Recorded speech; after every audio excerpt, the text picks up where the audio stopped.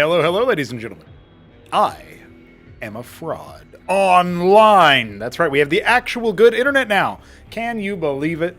I hope that you guys are having a wonderful Tuesday. I certainly am having a much better Tuesday now that I am on the internet. I am a man on the internet. I can't believe it. We are back. We're back. We're going to get some casting done, take a look at some of the matches, and try to see how people are doing. I'm evaluating what exactly we're going to be doing with like the ranked system, specifically the Cosmonarchy rankings. If you ever wanted to know what was going on, we could always talk a little bit about that because it's cool to talk a little bit. It's cool to talk a little bit. By the way, we are in the we're looking right now for some games to cast. There's so many replays that get automatically uploaded by Replay Kraken. If you saw or participated in a pretty epic game and you want to let me know about it, feel free to type in the chat, talk about it. But I have a couple lined up. So we will definitely be doing that as well. Hey, what's up, Sopas? And of course, we also saw Sausage, Starathim, Felixander, Kurinai, and Doglived in the chat earlier. Hope you guys are having a good time. I'm going to go ahead and prepare. Now that I have the actual internet, the bona fide internet, the good stuff, I can go ahead and start up the Twitch predictions again. So I know that was something that you guys we're looking forward to.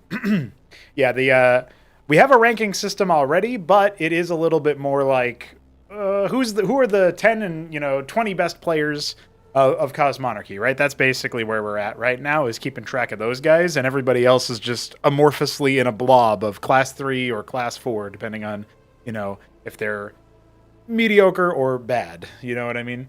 But even then, there's like differentiations there.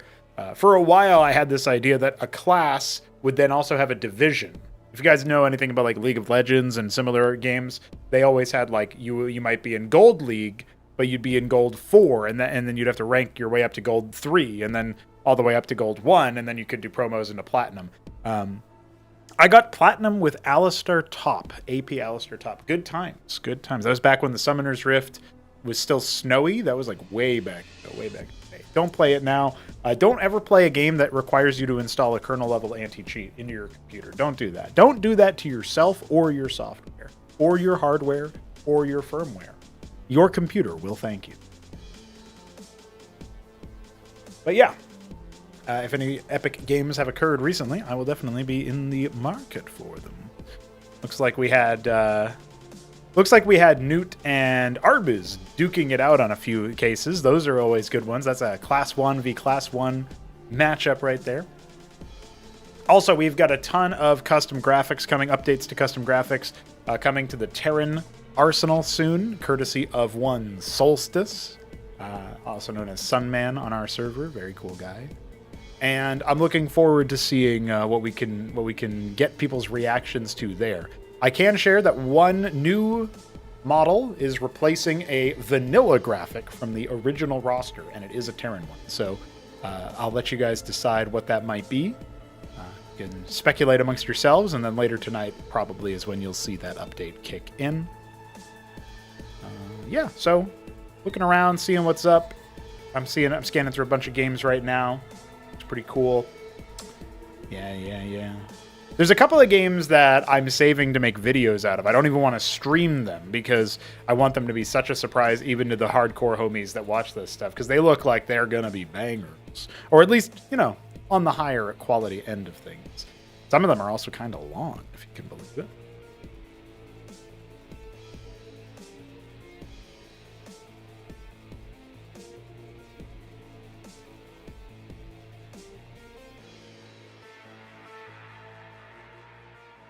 Let's see.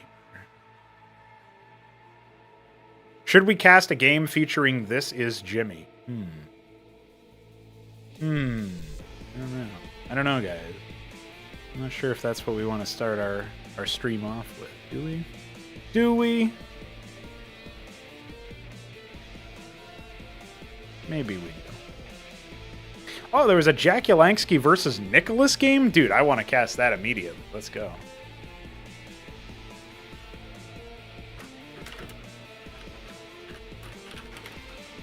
That's what we're going to do, I think.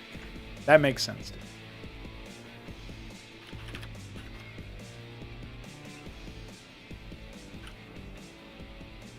And what map was that on? Near Impact. Okay.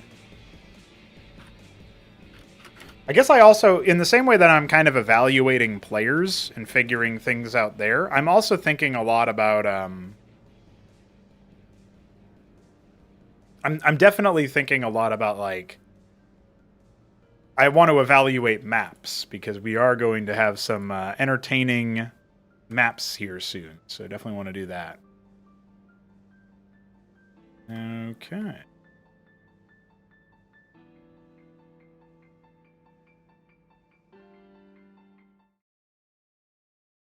All right, ladies and gentlemen, we are here, and Nicholas is fighting Jack Yelangsky. I'm very much looking forward to this game. Let's see if we can go ahead and get some predictions over on Twitch. You got 2 minutes to do it.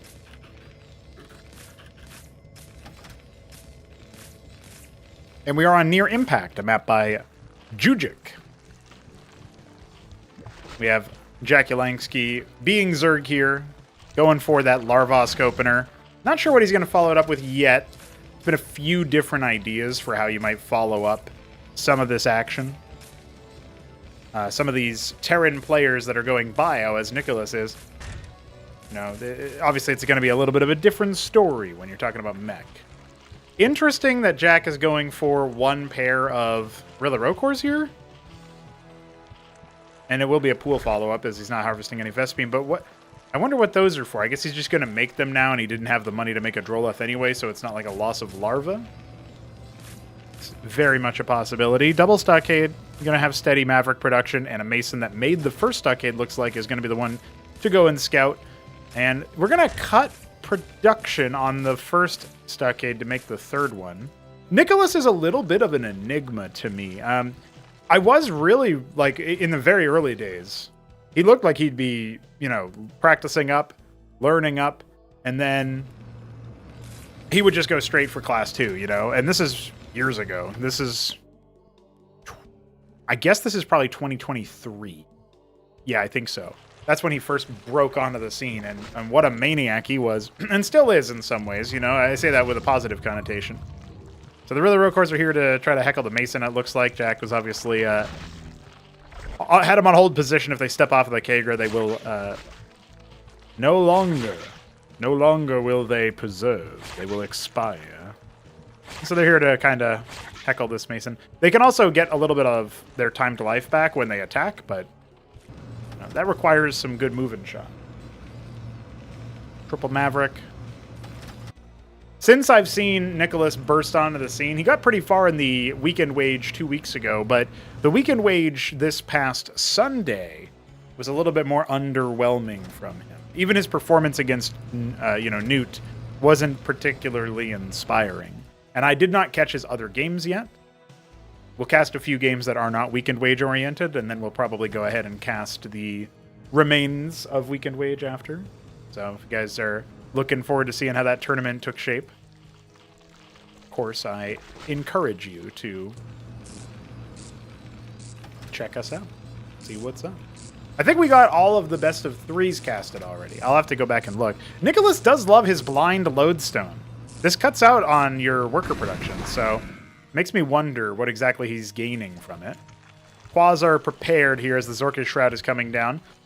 This isn't quite as early as the Shroud timings that Jack Yelangsky used to do, more typically versus Protoss than Terran, but it does make sense to go for this versus the bio. I think these Quas are totally fine against the stimmed Mavs. Oh, maybe not, actually. This is an opportunity for a breakage, but will Nicholas know that? The question is really, does he wait? If he puts the Harakans first, it's going to be a completely different story. The problem is they're walking in single file as opposed to as a unit, and that is going to confuse him a little bit and maybe intimidate him, but more Quas also hatched in the meanwhile. That does feel like it's not as likely to be broken, and I feel like he doesn't have any other tech coming, you know what I mean? So it is a little bit hard for him to say, okay, yeah, I'm going to be able to make this push happen. Meanwhile, Zorkish Shroud about to pop with 4 larvae every 14 seconds. Jack Yelangsky is sitting pretty. You know, maybe he would have liked to have an expansion by now started, but it's not like Nicholas has a lot going on back at home. An expansion just went down. So the Ministry will go ahead and be removed from the question mark. You know, it's It is on the way. No longer questionable as to whether or not it'll go down. Mystery solved. And there it is for Jack as well, putting down the hatch.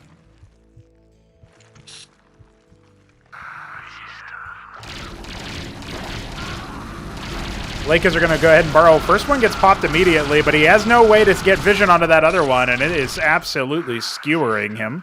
Again, the low Huracan count, I think there was only one, judging by the corpse here. I don't see any other ones. Yeah, so that is very rough, because the Lakers obviously are going to be mowing down the Mavericks, but the Quas have a much harder time against the Huracan. 2 armor really starts to reduce the DPS of the Quas. It goes down from 6 to 4. When you hit 2 armor, so no bueno. Anchor on the way now for Nicholas. He wants to make sure he can defend. Starpad coming up.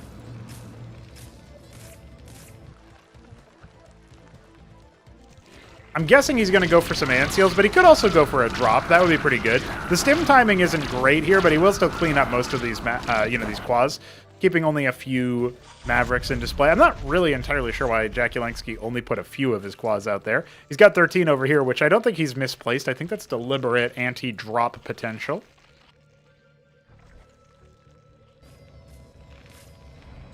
Eight Masons in the natural, 15 over here in minerals, on mineral gathering duties. And now he's at full saturation. He's got the star pad, training up an Anseal as initially predicted. He's got a pretty big gas bank, so I don't know if we're going to be seeing the Covenant come out. I mean, that would make the most sense for dumping gas in the early stages of the game. Will be a Vestry first, so I guess he's going to probably go for Shamans. I think some Terran players should try to embrace the Han Mono strategy of just building like 18 stockades and a billion Shamans at that. Like, just make a lot of Shamans. It seems like it works out for more than you would think. Trojan halfway complete now. These poor Mavericks aren't going to be able to do much here. The Anseal will fly in to see a little bit of detection going on, and we got a lot of Mavericks here. Second anchor on the way. No Cestus. The Anseal is not at home. Instead, it's obviously over here scouting out what's up. We do have that Vornath on the way. Maybe we'll see Jack Yelengsky go for the Kalkir Lake and probably make a lot of his Quas into the vaunted Lyrilisk. But is he even going to wait for some timing? Anseal's flying back. There's another one going to finish from the star pad. We'll have detection for the Lakers, but 5 Lakers is still pretty considerable.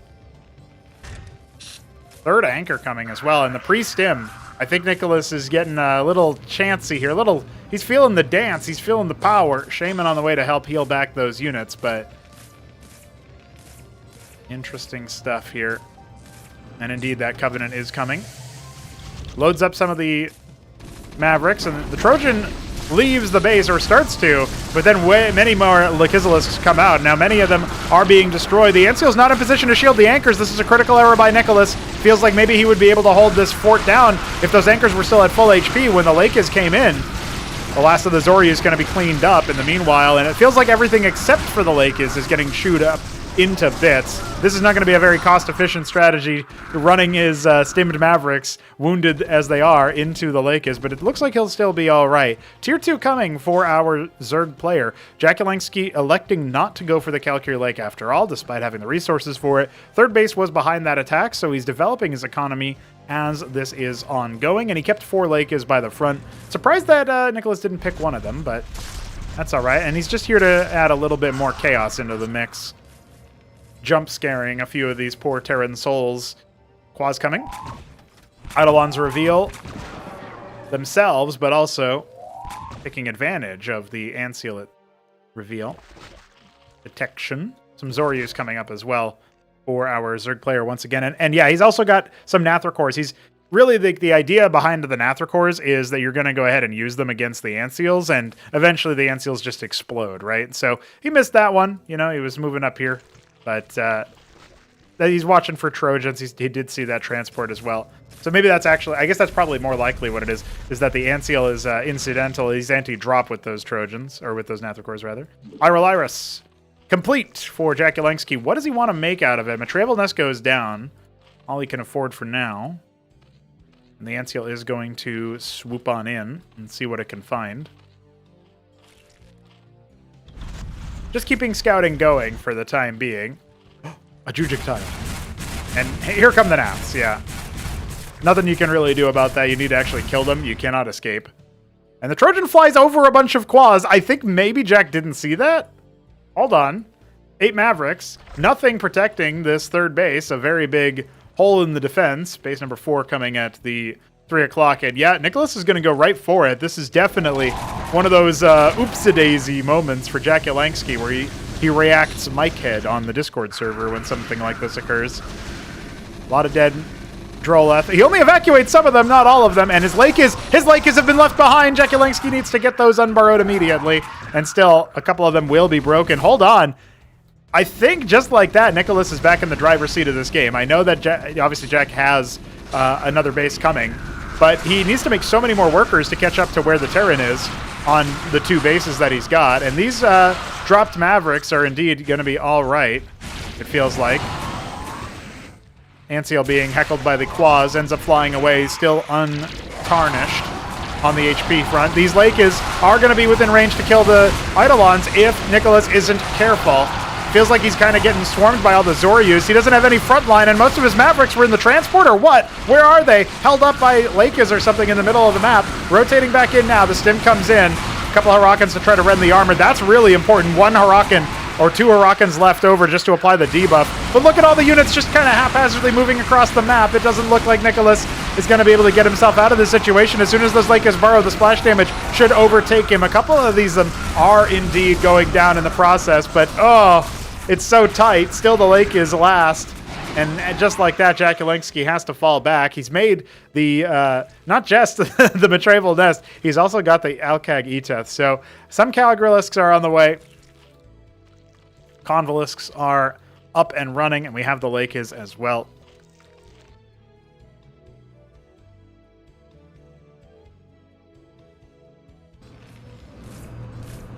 A lot of stockades have been made in the meanwhile, by the way, and he has 1 Fulcrum with the Palladium add-on making Phalanx, trying to invoke a little bit of a, tank push style from Starcraft 1 TVZ. But Plague is a factor now. As soon as the Anseal shields are gone, Plague is going to start to factor in, and you are going to start to see that explode all over the Terran army. There's no Shamans here to heal. The 1 Cleric very much overworked. It's an epidemic breaking out over all of these poor Terran units, and down they go. There was 1 Shaman, actually. I tell a lie, but as you can see, it didn't really much matter. Down it goes. By the way, Plague ends up being a pretty good tool against corpses, as the corpses are immediately consumed pretty much by the Plague. So if you're dealing with, Vengeful Ascension, Reclamation, that kind of thing, well, you can always just Plague them. I like that Jack Yelansky only has a couple of Cagralisks, by the way. That's his choice so far, is just to invoke a few of them. Anseal will return back to the scene of the crime. Still no third base activated. It's going to float over there from the main. Secret house, question mark? Jack Yelansky perhaps a little bit confused. Perhaps a little confused by the fact that Nicholas has not yet expanded. Tier 2 is on the way for him, but he's just sat here right as the Zerg walk on top of him. And when Jack Yelansky's looking like this, I think his army is a little bit too powerful. And just like that, oh, no GG, Nicholas concedes. Well, I mean, I can't really say I'm that surprised. Jack Yelansky definitely the favorite in that matchup. Nicholas had some good moves, and Jack Yelansky had some oops-a-daisies. So, well played in some capacity, but I do have to say to all of our homies out there, got to do a little bit more when it comes to that. When it comes to that move, got to do a little bit more. Or just pumping up the saturation a little bit on my camera. I don't know why it was off. Well, GG's there. We have our initial winner there. Initial game winner. Go ahead and refresh our page, see if we got any other good ones.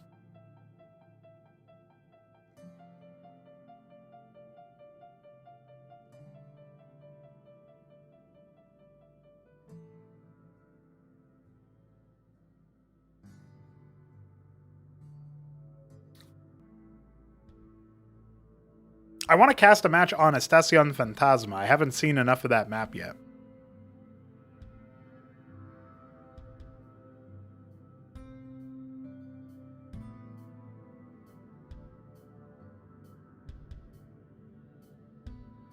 We'll stay with the matchup. It'll be Newt versus Art of Turtle, though. Higher level in theory. See if it is true in practice.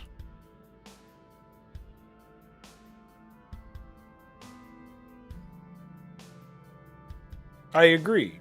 Sort of. Maybe.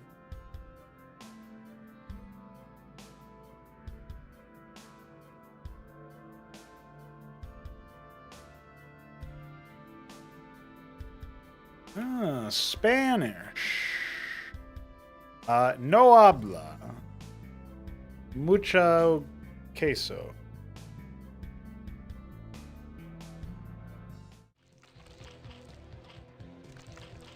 All right, lads. No, that is not at all how Cyprians work. It is the opposite. If Cyprians penetrate a target, all subsequent hits are going to be half damage. So, AOT, no, not quite. AOT in the top left here is our green Zerg. Verde. And in the bottom right, we have Newt, who is our homie. He is our royal blue? Neon blue Terran. What's really funny is some of our top players don't really understand how the game works. They don't understand a lot of the interactions. They just make units. And that, you know, I like that in a way. You don't need to know everything. As they talk a little bit about what's been going on, this is a ranked game, ranked match between Art of Turtle and Newt.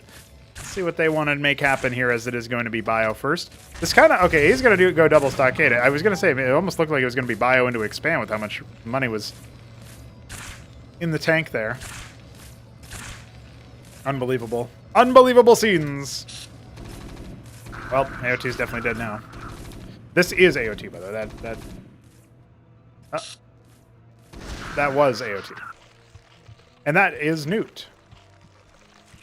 Was Newt? No, the pool isn't even done yet. It was the Larvosk into pool, so all good there.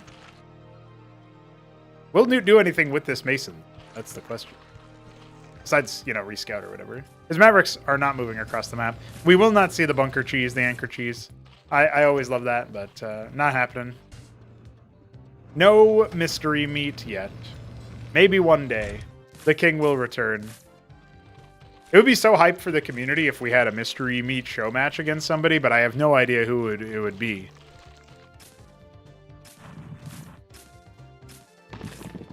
Hey, the anchor is being made. He didn't see that? I guess he's going to see it with the quads when he comes on down.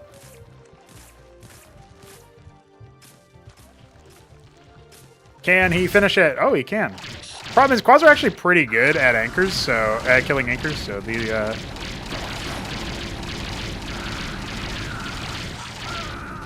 yeah, that didn't end up going as well as Newt planned, I think, but it's still pretty good initial pressure. Feels like he needed to put that a little bit further away so that the Drollet didn't spot it, but I guess he probably didn't expect Art of Turtle to go for an expansion so soon. Most Zergs do not expand as fast as AOT does. Most Zergs are not cannoli.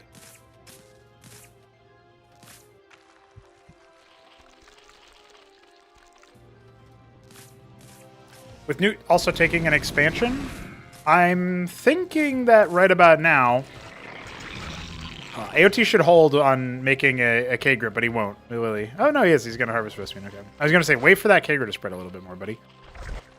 Hydra's down on the way. Shout out SGZZZ, the author of Estacion Fantasma.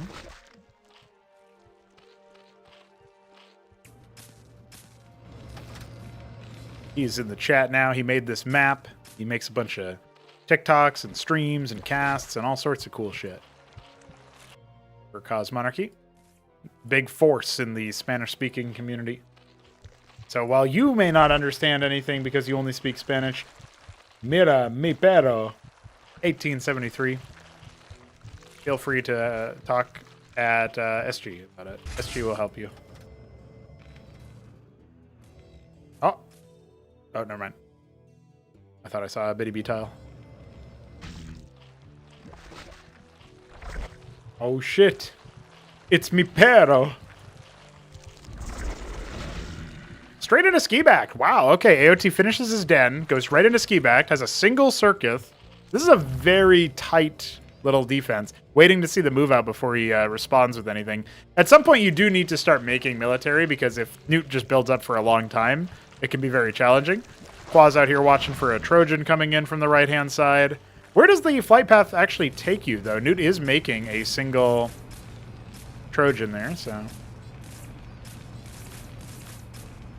Obviously adding 2 more stockades. Some Zethicor is going to be dispatched to see what's going on as Obelisks appear. Could be a drop of his own if he wants. Making a lot of Hydralisks. Well, I say a lot. It's only 3. It's not that many. And setting up for another Larvosk. Yeah, definitely need a little bit more in the larva department. Keeping in steady with the Terran's worker count. But you can tell this is taxing on the Zerg because militarily speaking, he's actually behind. Hoping that his superior tech will bail him out there. And we might be seeing a Cyprian drop. Newt has certainly dropped interesting things in the past. Cyprians are pretty deadly. Oh, he's actually gone double Trojan. Okay, the third Trojan behind this is wild. This is not typical. But as risky as this can be, this is actually something that Newt has pulled off before. The Obelisk comes in to see. When you scout this few, units in response or whatever, like the Zets could actually run in here in theory. I guess the Cyprians would block it, but... Obelisk will escape with most of its life. Oh, this Obelisk probably saw the Trojans. I'm not entirely sure. Well, he's moving his units ahead of time off to that side, so I feel like he definitely has, yeah. Quads are still on patrol just in case there's another one coming in from another angle, and we are making 9 Hydralisks right now with a K-Grunt on the way in sort of the mineral. Oh, but look at this, the bobbin and weaving. He actually is going to go around. The Hydras are okay. I mean, the Circuit is going to block the Larvosk as well. In theory, it can still be sniped, but you'd have to ignore the thing damaging you. Shroud finishes. We got more Larvosks coming. Vornath on the way. Okay, he sees the drop. This is basically best case scenario for AOT, except this is a lot of bio. And he is going to start rending the armor on the Zerkish Shroud, which means that the Mavericks are just going to chew through it immediately. Now, will he consider this a job done? That's the question. The Bactylisks are not actually... Okay, they're coming up now. Going after that Circuit, it's dead. Maybe he can kill the Larvosk on the way out, but it's just going to be picking some workers. That's okay, but AOT can come back from that pretty easily. The last Huracan. The last hurrah. And honestly, AOT can just make this into a Larvosk. He doesn't want to. He's probably want to remake his Shroud or something. Wasn't able to queue up any units before the Shroud went pop, and so too will the Trojan, only one of them getting out. There was a third one made. It's just kind of idling over here as more stockades are being put down. Newt trying to keep his macro under control, but he's got 1,000 minerals in the bank. Ah, yes, Korea. That's what we like. Sausage also typing in Spanish, SMH. Somebody type in Hangul. I don't know that person's name.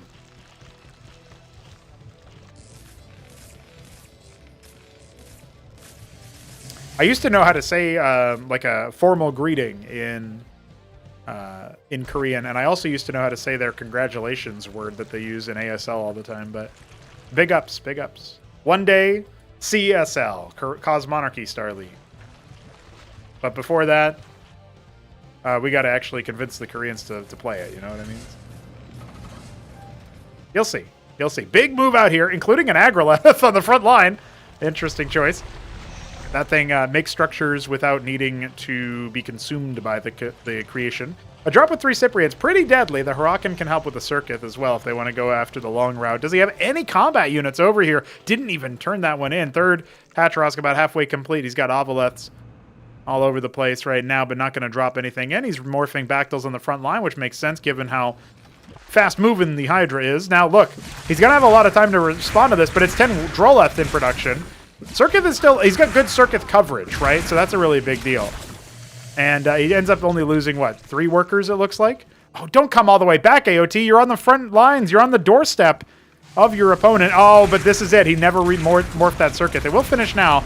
Pretty quick evacuation as well. And all the Terran units staying alive for now. But, man, he really just bit on this so hard, even though he's just making reinforcements. In the meanwhile, Newt hasn't even noticed that 9 o'clock is taken. And now he's going to try to break out of this very small part of the map. There's a lot of thin corridors on this map, and so it can be pretty easy in that respect. Immediately scoops that up. Nothing mining over here at the natural still, so very good economic harassment by our Terran player. The Nathicors are going to go ahead and deal with that drop. The Mason pulls away, and we'll walk into, you know, the firing line of some of these Cyprians or whatever to clear that. Hydra's on the rally. Not where they need to be. A Droleth will join them in death, I'm sure. And it looks like this 9 o'clock base is exactly where Newt wants to try to make the pressure happen. There's a lot of Bactals in this position, and they are all on attack moves, so this is going to be pretty easy here for Art of Turtle to try to riposte if he wants to. In come the Nathicors just to sort of absorb pressure and damage. Not their finest hour, but still all right. Huracan count very good for Newt here. He is slowly punching through this army, and the Bactals have not been able to sink their acid into any of the Terran in the backline. More Huracans where that came from, a very healthy mix. And it feels like AOT needed that positioning outside of Newt's main in order to funnel the Terran army so they couldn't get this kind of spread. And now he's going to have to concede all the workers here and all of the economic sort of development that he had put the momentum into that third base, making Tethzoracors desperate to stay alive. But there are still some Huracans in this mix. 3 of them, in fact. If Newt positions his army well, he will be able to overwhelm even the armor of the Tethzoracor, given enough time. 13 Droleth being made, but you're well saturated on both of the bases that you got. Feels like those should be combat units right now. You are in a survival state. No opportunity to come back into it with a drop or anything at the moment. Instead, he's going to need to try to break out. The Droleth's not in the right spot either. Need to get tasked onto the resources.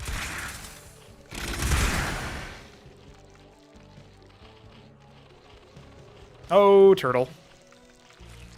He could make Zethicors, but I mean, would it really help at this point? There's so many Cyprians, and he's the one who's contained. Now we've got drops of galore on the way. Units following them, funnily enough. And yeah, I think AOT knew what was coming. GG immediately called. Can't be screwing around like that on the comeback. That's true.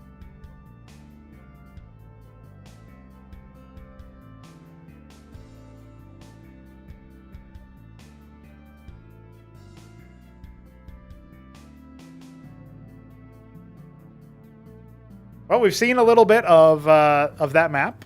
I do think that it didn't really show off the moves too much, right? But it's interesting.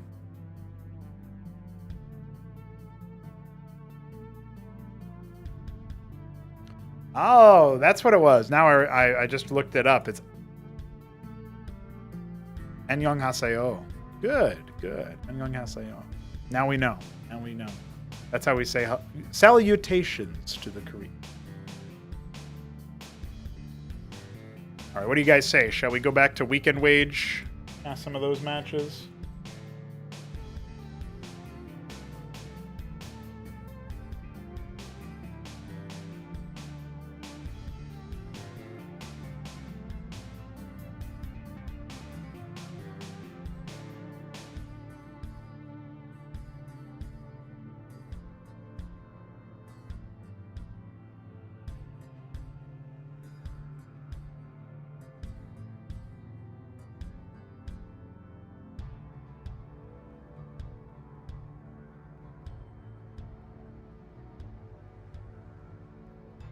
Terran victory. Hell yeah. That's what we like to see. Oh, hold on. There's another Terran versus Zerg game that I think I want to take a look at. And it was just played between Kutyam and Marsupial. So let's go ahead and do that. And then we'll go to Weekend. I mostly want to check this out because I do still want to be taking a look at some of the players that we don't typically see. Maybe some of the players that don't have a rating yet because they're so new. For sure.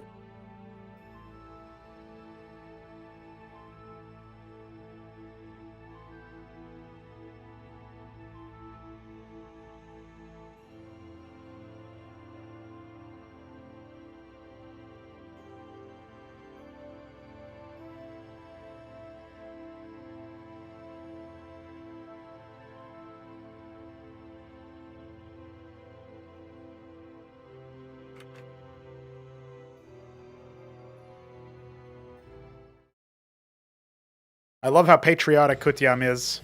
I hope that, for his sake, he can say the same about this matchup. But also, don't spoil it. Kutiam is in the top left. He is our white Terran. And on the bottom right of Near Impact, a map by Jujic, we have Marsupial on his work PC gaming the neon blue. Oh, electric blue Zerg. Sausage is way worse.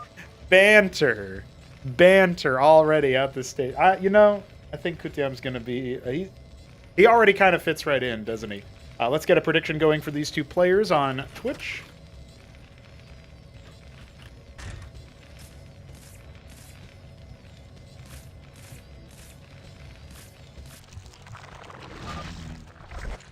Got him. Pool after the Kagran.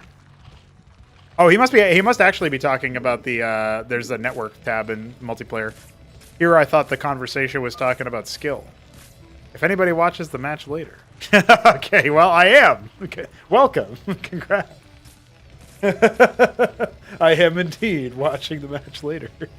Watching the match now. Don't worry, Sausage. He was actually talking about your connection.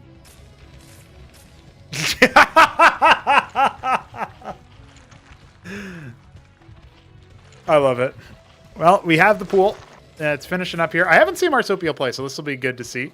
Good to check out. And I do want to see all of the new guys play in things like Weekend Wage and things like on every winter, every December specifically, we have a weekend war, a winter war, in fact, which is all kinds of fun stuff. So if you guys want to sign up for that as well, we'll get that in order. We'll probably open that up towards maybe the 20th of December or something. I don't know. I'm not looking at a calendar right now, but let's say... Oh, yeah. Well, the 20th of December is a Saturday. So maybe the 19th, 20th is when we'll open it up, and we'll do it we'll schedule it for after Christmas, but between New Year's. So it'll be that last weekend of December, which is the 27th and the 28th. So it'll be a fun little event.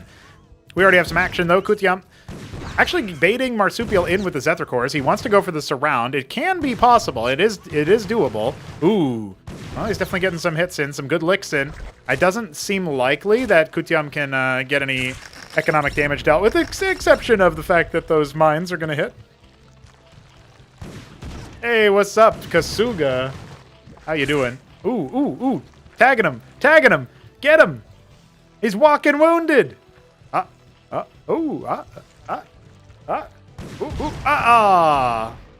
He took his foot off the gas for one moment, and that was it. That's all he needed. Starpad already on the way with the second Fulcrum, making Cyclops now instead of a Vulture. Well, in addition to a Vulture, and we're going to lay some defensive mines and go for the Trojan. So this is a more aggressive build. This does delay the expansion, which Marsupial's already working on. Remember, he didn't really take that much economic damage. He does have one idle worker in the main base and one idle worker in the natural. So we can say he has taken some economic damage, but it's not something that you're supposed to have. You know, you're supposed to be able to look at this and say, oh yeah, good, all good, just fine.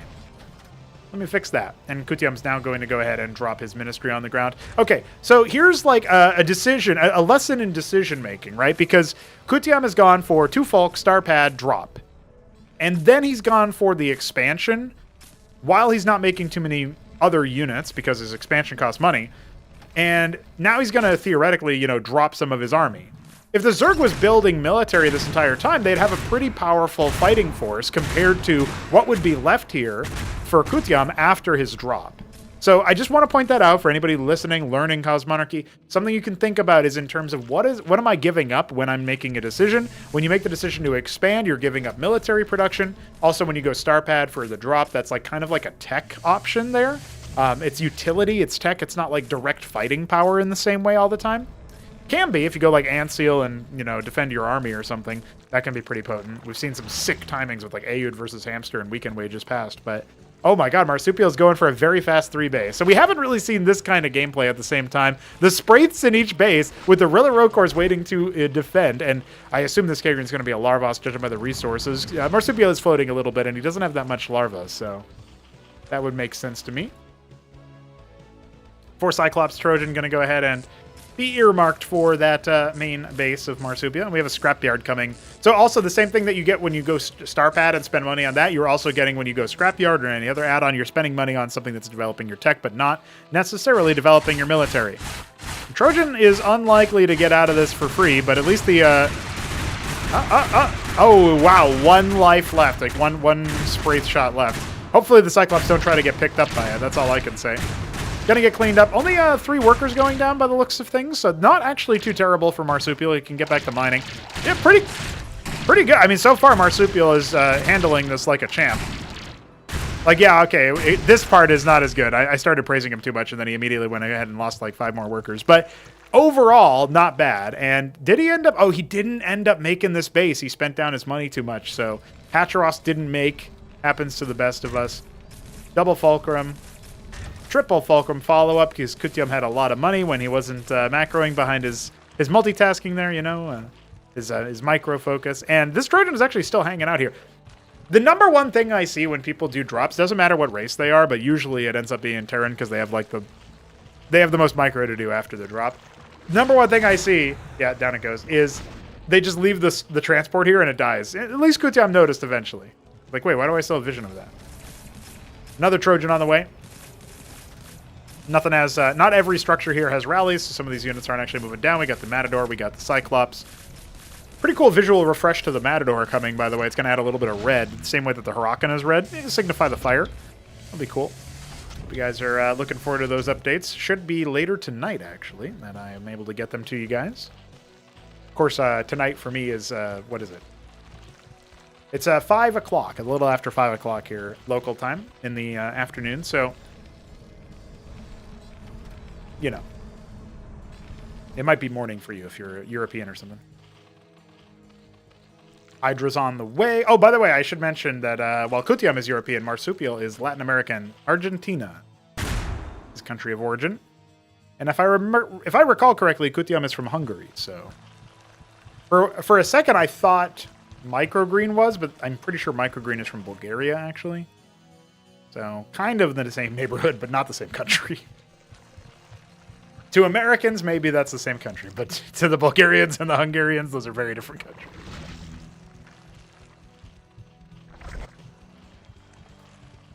Khaz'trith will definitely help out over here. Every unit with the yellow overlay is able to attack up to 2 extra targets, as long as they're near their main target. And those extra attacks deal half damage. A complicated way of saying it basically doubles your DPS, but it's conditional on enough targets being there. And this is a great bait and switch here. Great little pivot. Maybe a little bit too early. Oh no, he loses one of the Cyclops because of the Spraith there. But maybe a little bit too early on the push because, you know, the drop comes in. That's supposed to take all of the attention away. It does still kill most of the workers. They were not pulled correctly. So I think it has successfully overloaded Marsupial's processor here a little bit. But at the same time, we do indeed have... What happened to all the Matadors? Did they all die? There's like 8 of them. Did someone go home? I guess not all of them went. I don't know. I swear there was like 8 Matadors over here, and I see 3 corpses over here that are Matador corpses. Oh, okay, and there's like 2 more over here. Okay, maybe I was off on my count. Either way, though, Marsupial still hanging on. He does have this 3rd base up, but obviously he can't actually use this. Like, he can't transfer workers there, right? You need tier 2 for the Nidus. So, you know, that's something that is required a lot of Vespene for. He's also blocked his Vespene Ridge a little bit, and he doesn't have great saturation on these nodes. This is something that happens when you drop or you harass the economy a little bit. Oh, I love the Droleth. That's really cute. Oh my god, the Cyclops are going to find it? No way, dude. There's no way. This is like, there is no way to read that there's an extra base here necessarily for Kutyum. But he just happened to walk over here to see if it was scouting, and he also ended up noticing. Meanwhile, oh, good cancel. Good slowdown on the development of the 3rd base on location. Matadors trying to deploy themselves over here. The Hydras and Bactyls going to see what they can do. Bactyls are really good versus Cyclops, admittedly, so not bad there.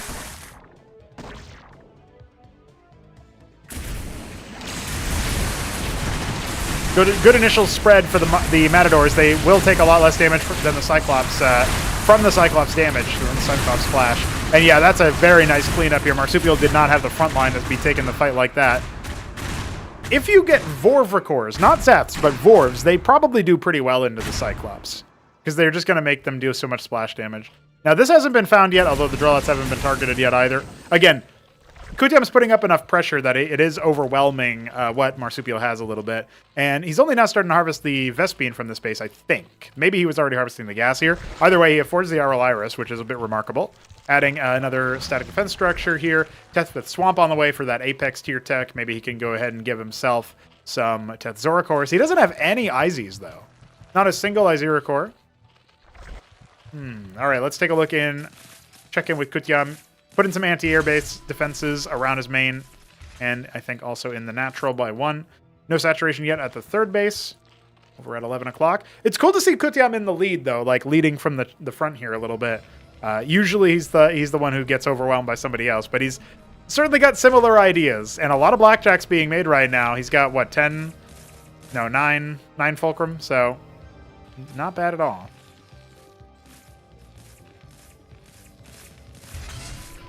He's got a lot of watchdogs being made. I don't know. There must have been a Zerg that traumatized him with a lot of air units or something. But hey, I dig it. It kind of makes me think of Starcraft 1, you know? Like defending against the mutas. Another Agroleth on the way. That's 2 games in a row we've seen an Agroleth, by the way. Maybe it's coming into resurgence. 9 Tetzora cores. Got 3 Izira cores. Ready to give their lives for the swarm, so to speak. But a lot of Phalanx coming up as well. So here's some Zephyr core run by. I think one of those vultures. Oh, no, they were both tracking. Okay. They were both trying to fight a little bit. And unfortunately for Marsupial, some of his army is getting aggroed in. Fortunately for Marsupial, the Terran army does a lot of friendly splash. The Zephyr cores are doing a ton of work over here at 11 o'clock. This is a problem for Kutyam. If you want to just get your workers out easy, you can just lift the Ministry. A lot of StarCraft 1 players that like would know that move for sure. You pop that, and then when they finish harvesting resources, they just go back automatically. But it's good to also get in the habit of actually, tracking them and moving them over. All right, the Tetzora cores take some time to actually saunter on forward, and there's a lot of phalanxes, and I love the spread here. I love the spacing from Kutyam. I think Marsupial is going to have a very hard time trying to break out, and now we're starting to reinforce with blackjacks, which, yeah, sure, they don't have crowd control, but that's also a double-edged sword in favor of Kutyam because they don't deal friendly splash. Base number 4 is complete down at the 9 o'clock, so this loss over here is going to maybe be ameliorated. I think Marsupial is still in this game, but it really depends on what he makes with his tier 2. Only now is he starting to use the Matravel. This finished some time ago. We didn't really track it. Atlas has begun to be put down there by Kutyam.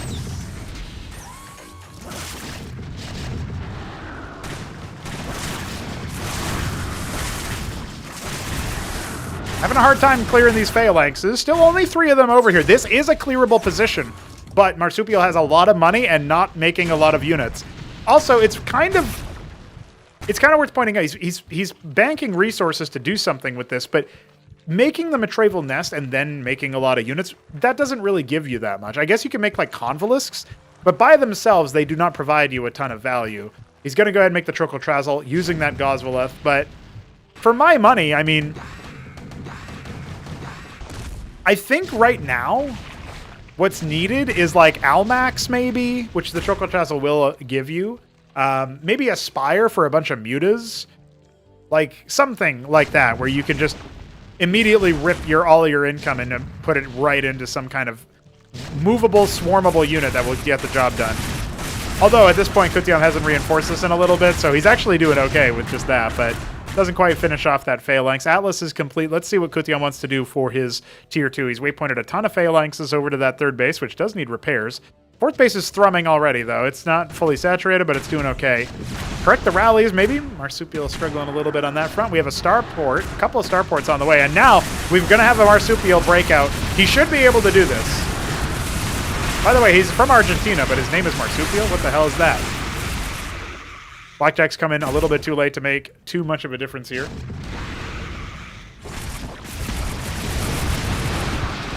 Splattering all those Tetzora cores, no spread on them. The phalanxes are deployed in a very weird line. So this actually does, again, it's still a little bit attackable. No air presence yet from Marsupial, even still. Zephyr core starting to flood around. Yeah, the phalanxes are going to need to cycle back away from that. They cannot handle that. Oh, and look at this. This whole time, the Cyclops have actually still done what they can do to fight back. They're kind of killing themselves with all of the Rilaro cores there, but that's okay. Zephyr cores coming in as well. Reinforcements slowly arriving from the 1 hatch in the base number 3. And really, this is keeping Marsupial in the game. That counter damage over at this base is keeping him in the game as well. And oh my god, the Ministry. It might burn down later. Let's see if the game lasts long enough for it. I feel like Marsupial is really doing a good job at driving this back, but I mean, Kutyam has a ton of minerals as well that he could be using. Not entirely sure what he's spending his money on right now. Does he have military? It says he has 20 military units, so I guess most of them are Cyclops. Yeah, okay. Well, 18 of them are Cyclops. I don't know what the other 2 are. A Wraith. We found one of them. Lobotomy mines don't count. Sentinels at the 9 o'clock. I love that he's defending this, but the Ministry is still about to burn down. That's so funny to me. Well, I don't think this is going to last for very much longer.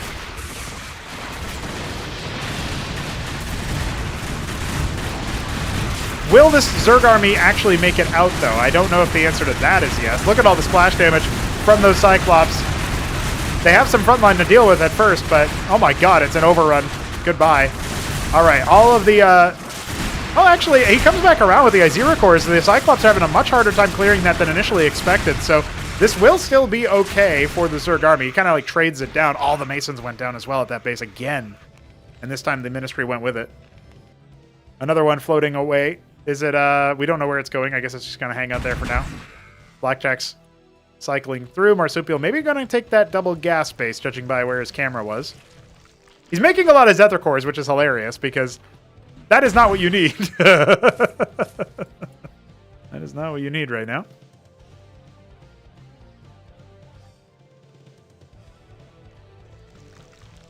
Convols massing up. Oh, giant crabs. Okay. You know, I think the only time I've seen giant crabs be used in recent history, I don't count the Cannoli game.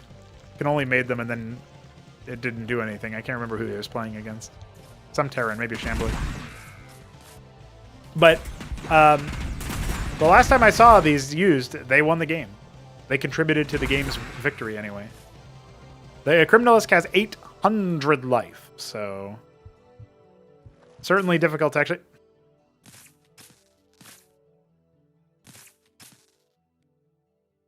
Certainly difficult to defeat because of its vast HP pool. Finally taking the base that will connect our right side here for Marsupial. He's also going to go ahead and finish that Hatrosk up there at the 1 o'clock and capping gas for Kutyam, making sure he can afford everything he needs to. He's going for a little bit of an air switch. Gorgon's on the way. Fun fact, I was thinking about using Gorgons in a thumbnail, but it's not our model yet. This is a Five Nations asset. I didn't really want to do that. Sometimes I'll use a Blizzard asset, right? Because it's like Starcraft 1 graphic or whatever, but I prefer to use a Cosmonarchy asset where possible in the YouTube thumbnails. And if I need to, for whatever reason, in the TikTok thumbnails as well. All right, let's see if the Criminalists can ever die. We'll keep tabs on them now. I don't think Blackjacks are going to do the job. They don't attack air, so the Gorgons can deal with them. Oh my god. Oh my god. Crabs. They have evolved into crabs. Where are the rest of the units? There's no units over here. Holy moly. Engaging out of the natural. I think Kutyam's in a big problem, in a big set of trouble, but at least this, 3 o'clock base is going to get annihilated by Gorgons. He's got more making over here. Well, no, not making. And he's going to go ahead and quickly swap out some Fulcrums. I don't know what this is for. Maybe his idea is that he was going to try to wall it in or block it or something, but right now, not quite working. Phalanx is just on the rally, trying their best to deal with all of the Guerrilla Rokors. They lose their armor when they deploy into siege mode. Gorgon's helping to clean up. Not so much anti-air over here. Now, all of a sudden, the Gorgons have swapped over. They're going to go ahead and pop the Alcag Eteth.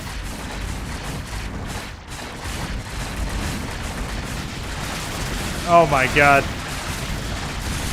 Well, I think the Gorgons at home will be able to slowly push this back. Is he making more? He only now started 4 more, and he's basically out of money right now, although he is still mining over here for the time being. Marsupial's army could not crack the defenses. Blackjack's in the anchor, Sentinels, and whoa, Kutyam concedes? He says GG. No way, dude. I was so sure that Marsupial was going to take this game, and then I was so sure that Kutyam was going to. But at the end of the day, even though Kutyam had 1 mining base, he had nothing left inside that main base. GG.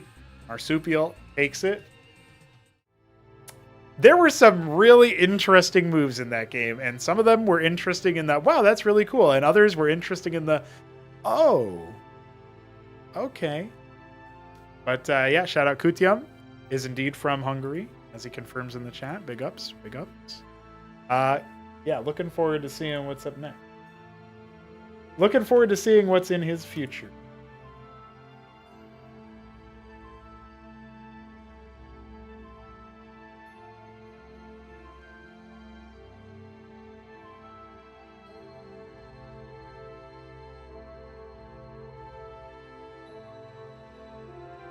Oh, good. We have some replays from earlier. Weekend. Very good. Good. Okay. I think we will go back to Weekend Wage now. That's a sign that Smarty Cake sent me those replays. It was time to do it.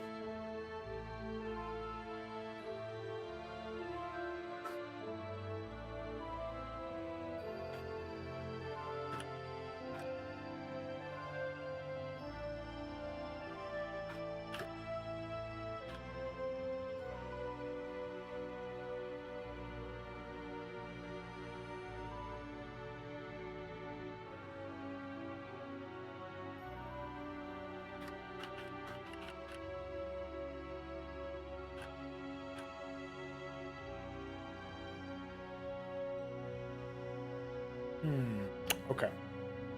So we casted Nabline Kutyam. We didn't cast Nabline AOT, but I think that's, I believe that's coming up. Looking at the bracket here. We have Sausage versus Nicholas. I asked Sausage for his copy of that game. I don't think that game was admin.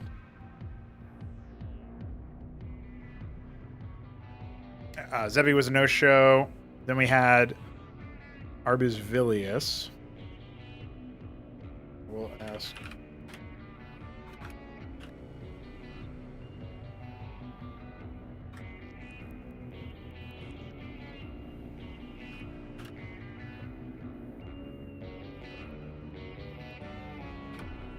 I don't think I casted Arbus until he met Hamster in the grand final. And then I casted... obviously, after that, I casted another game.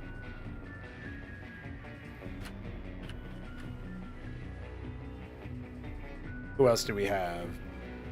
Shambler versus Microgreen. I think Shambler posted his replay in Weekend Wave.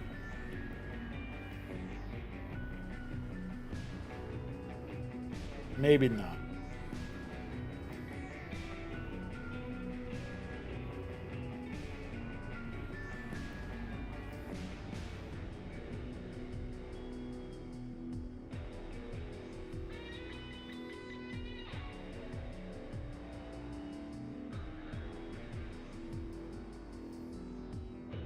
Oh, we do have a Microgreen versus Shambler and a Microgreen versus Vilius. Okay, we'll take a look at those games. We'll download them initially, please.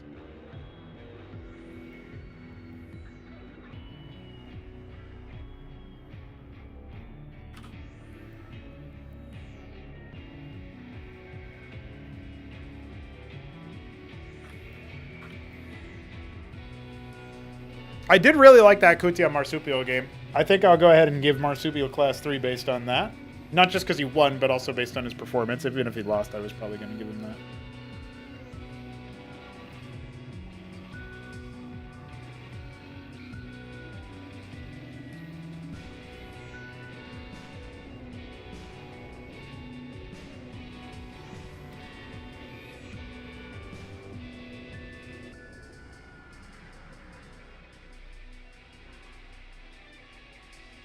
Okay. Let's see. Oh, cool. It's the same version as we are currently on, so I don't even have to worry about that. Let's go to here. What is this game? Okay, we actually have the Vilius Arbus game already.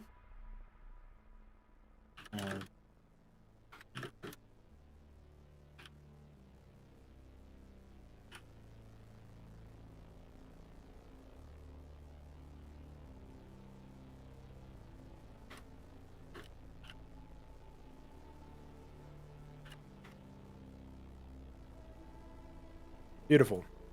I would love to see what Vilius is up to, that's for sure.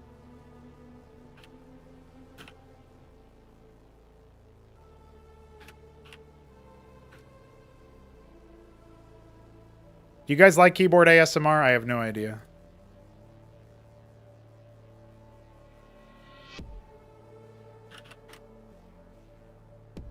I try to at least type in a satisfying manner.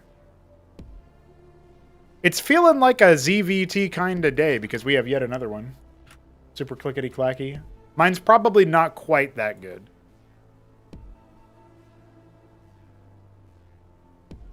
Oh, of course we have to enable the weekend wage thing. Typewriter is pretty good.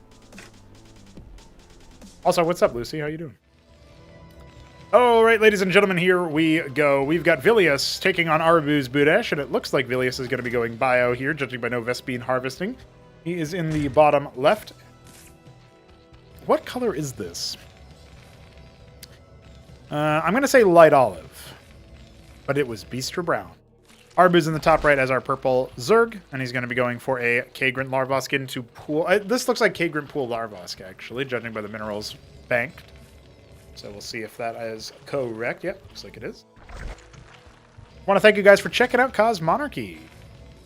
It's a really good, epic thing that we have so many people trying it, so many people participating in our organized 1v1 tournaments, and also so many people just hanging out and watching the videos and giving feedback on the project and playing the single-player stuff and maybe playing the co-op stuff with their buddies, you know, all that stuff. So we appreciate all you. And we're going to have a lot more content coming up soon, including the 4th race, which will be, we're aiming to deploy that in, before Christmas, or maybe for Christmas. And we'll see. Hey, it's Crankendow hanging out in the chat. What's up, homie? VDB says, hyped for hitting 1,000 Discord users soon. Yep, we are 5 away, I think. The count keeps kind of oscillating here and there, but we are growing a net 1 or 2 every day. So, there's only a matter of time before we hit 1,000. Oh my god. He's making an anchor in his face. Well, I guess that forces a Circuith mutation. This is actually not bad. If you think about it, if you force him to complete the Circuith... Now, when you see the cancel, surely that's it. That's kind of good, right, guys? Like, that was supposed to be a Larvosk. That's not... He basically killed a Droleth with that. And this Mason was going to probably die anyway. I guess he could have maybe gotten home. I don't know. Maybe it's a wash. But I feel like that's kind of good. Like, that's not great Circuith placement for, like, anti-drop. And it screws up the flow of Arbuz's build. Not bad. I don't know. There's something about that kind of tickled me a little bit. Like, yeah, maybe that's good, actually. This is easy for the Zeths to just kind of run by, so see what he wants to do. A Cyprian or two finishes up at the worst possible time for Arbuz's Zeth trap. At least he is going to kill a couple of units there. I guess he killed one Hurakan, actually. He didn't kill anything else. Cyprians are just too good versus Zeths, but Zeths are pretty good too. Ministry popping down in the meanwhile. We got some Quas. We got the Circuith in the worst possible position. I like that, though. I the more I think about that, the more I like that, even if it ends up being silly at the end of the day. This push across from Vilius is okay.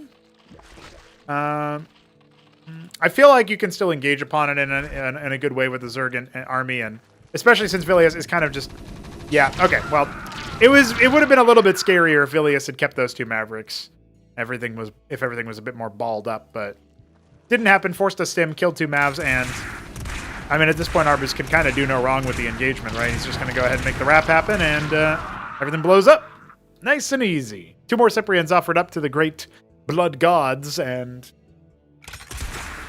Let's see. Yeah, this, you got some Zeths. I don't know. That's just some copium right there. I would have rather turned them around and hoped that my opponent didn't just chase me. Starpad coming. Stockade number 3 coming. Ministry finishes up over here. Vilius is okay at the macro side of things. He's okay at, like, making workers and stuff, so...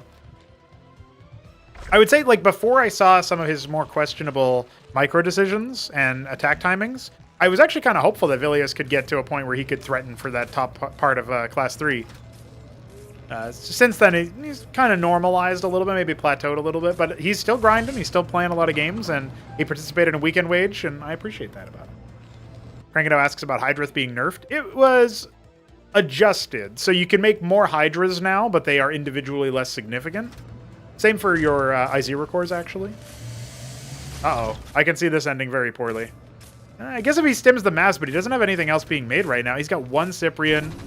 He really needs to defend this tightly. I mean, will Arbus just move through? No, he's actually kind of being engaged there. The one's that's scouting everything. Sees the star pad. I think Arbus will be fine here. He's just going to go ahead and drop it. Oh my god, no. No, no, it's biting. Oh! So the upshot of having, you know, Zeths with more health, Nathricors that are cheaper with more health, it means that pool units can maybe trade a little bit nicer. And then, of course, you think about the Hydrith stuff, and it's like, okay, I can afford more, but that means they tax my gas more. So it's a little bit more of a committal to stay on them for longer. This is a really nice drop spot that Vilius ended up finding there. Hurakan was kind of busy trying to chase down wrong leads, though. He could have been doing a lot of splash damage, and he probably should have focused on killing the workers. But I liked it when he made the decision. I didn't like what he did after that. Counter damage felt a little bit necessary there. Vilius still obviously has a worker lead due to his fast expansion timing, but Arbus is going up the tech tree, going for his Apex node. Should be good there. The game will look pretty different in, not just visually, but I mean, like, it'll feel like we're in a little bit of a different era of the game once we hit Acropolis 4, not just because the 4th race, but because, you know, the way that all of the races have been slowly tweaked and shaped into being more of themselves, more like themselves. I like that quite a bit. Zerg more swarmy, Protoss more enduring, Terran more controlling of the area denial and all that. I feel like we're getting to that position where it's pretty cool, man. We're in a pretty cool spot. So I'm eagerly looking forward to the heights of competition that we will reach. Covenant on the way for Vilius. Idle on worker production, or military production rather, for now. And queuing up some Hurakans. I think when you're planning an Eidolon switch, which is what this looks like to me, although it could be Savants, when you're planning to use the Covenant, it is important to make sure your front line is still stable. So going for a lot of Hurakan while you bank the Vespene for other things makes a lot of sense to me. I mean, you have a lot of minerals elsewhere. You could put down a third base and float it over somewhere. I also, you know, when you don't have map control as the Terran, and you still try to, like, sort of break out onto the map and build a base on location, that feels like an unforced error a lot of the time.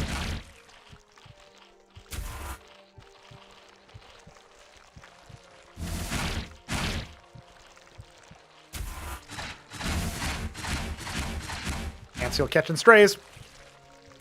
Should be able to spot all of the bases that are being made, and maybe can come down here and see that there's Calculisks and Lyrilisks in production. Right now, just kind of idling. I kind of see where you're coming from there, Crankendow, but I will say that because you have less minerals you're spending on them, you can make more hatch. Macro hatches are something that Arbus is maybe the predominant purveyor of. As you can see, he's got one of them. But he typically does like one per base minimum as the game drags on a little bit.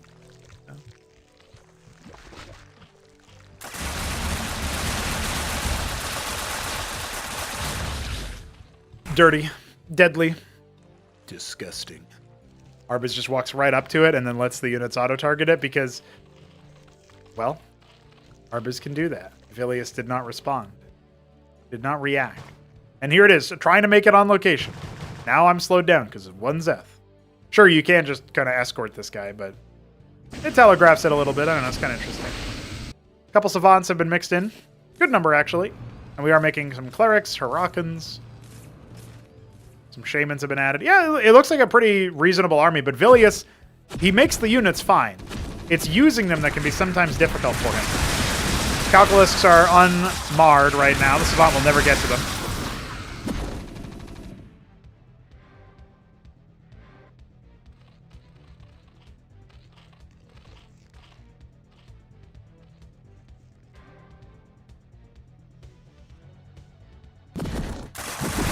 Savants are in their stack mode. I think they need to be in their penetration mode for this one. I don't think the crowd control exists otherwise, and they are not going to stack up enough. Hurakans are trying to hold back the tide of Zethicors, but they're a little bit too busy getting annihilated by the Lakizilisks. There's 4 of them that remain, and that was the entire Terran army just sat down in the mud. Or perhaps drowned in the blood. Oh, you got killed by a Nathracore and as a ground unit? Holy shit, this has 4 kills. I guess that's probably a regressed calculus, that's why.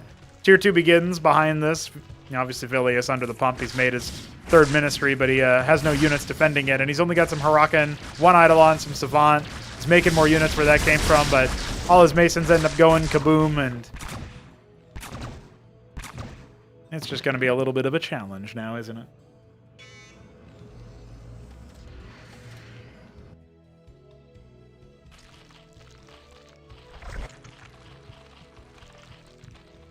Base number 4 on the way for Arbiz. He's going to go ahead and take 12 o'clock. Lake is falling back as well as those Lyras. I would say Hamster is still the best active Zerg, but Arbiz is up there, man. Arbiz is up there. In the later stages of this tournament, Arbiz and Hamster did meet. And they had some pretty back and forth entertaining matches. A lot of minerals in the tank, though. Arbiz can definitely spend those.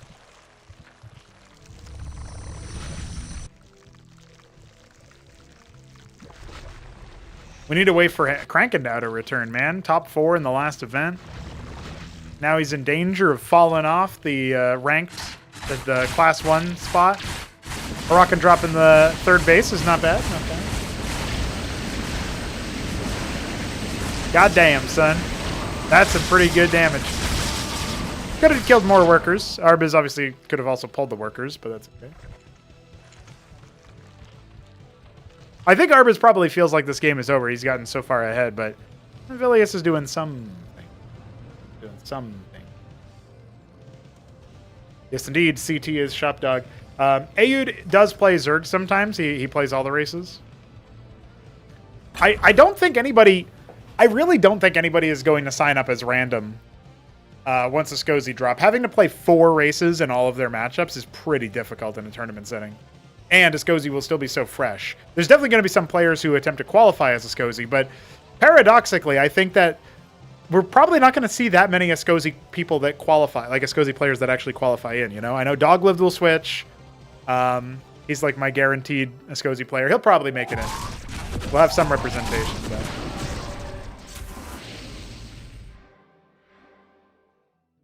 yeah, maybe hit him up, Will. We'll see. All right, cycling back here. Savants are going to switch back into their single target, but look at all the splash damage that they could be doing instead. This does not feel like how Vilius wants to play this engagement, yet still, he will die on the hill of going for the attack speed buff, and maybe he's right. He does turn this attack around. He had the critical mass of them plus the Shamans, and when the Lakers were popped, he was able to withstand it. Shamans are pretty good at neutralizing the Lyralisk as well because of the bounce damage. No longer being a huge issue. We've got Zobrialisks on the way for Arbiz. 27 Lyras. And he does have those Oxal Cesiants as well, so that's what are making the Zobs.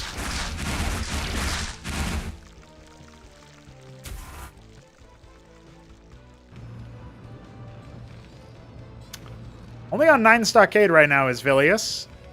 Maybe looking for his 4th base. He's kept up in the macro department, sort of, but base number 5 is taken now by Arbiz. 4th one is very nicely saturated and has a lot of Vespene to it as well, so gonna do him nicely. There's our resident Zobrialisk.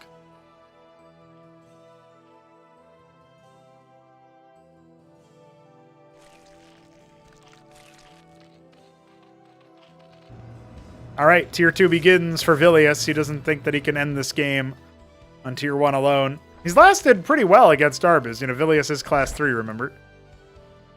Honestly, he tightens up his unit control. I'm impressed with his macro so far. You can tell he's really got a lot of reps in. It's just his attack timings and his unit control are what needs to probably have a couple of changes there. You know, maybe his multitasking is also easily disjointed. We haven't really seen a harassment-heavy game against him. Loser of this game will face the loser of the Shambler versus Microgreen, which is what we're going to cast next. We do have that game, so it will work out. Anseal's getting peppered down. Will the Zobrialisks by themselves deal with the Savants? I don't actually know that that's the case, but there are a lot of them being made. I guess they'll shred the Hurakans before they can really do too much.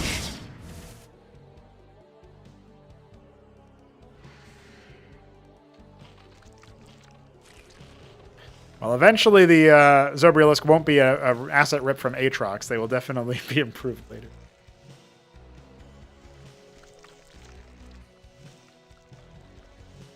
When there are drops, you do tend to tilt a little or just not see him. Oh, yeah, Vilius is in the chat. What's up, dude? An impressive match. Now, we do have Ultra Cores coming. Honestly, I think when you see Savants, you want Tetzora Cores more than Ultra Cores, but... Fake goes. Engaging over here towards that third base on the low ground. This is going to provoke the rest of Arbiz's army down the ramp. I don't know that this engagement is super good for the Zerg, though. The Shamans are all consolidated in one spot up here. That's a mistake from Vilius. He should have deployed them so that they projected their healing field a little bit further out. And now, crashing in him from all directions almost, the Zerg is getting the surround off, and the Ultra Cores come in after most of the Savants are dead. I think Vilius has just kind of hoofed it there all the way into enemy territory just to be beaten down. He doesn't have that much left, and there's plenty more Zerg where that came from. A little bit of heavy lifting from the Zobrielisks after all, as they carved through individual units with ease. Not a whole lot of units back at home. I love the idea of Eidolon's inside anchors, but I don't think you can protect the anchors themselves. And Hurrican's try to change my mind about that. More and more of them are being made as sort of fallbacks, and we have one additional stockade has been made. What's the tier 2 tech? I don't see any tier 2 units on the way in the production tab. We got more units just getting annihilated on the rally. No, Savants are expensive. Oh, dear. Oh, my God. Brutality.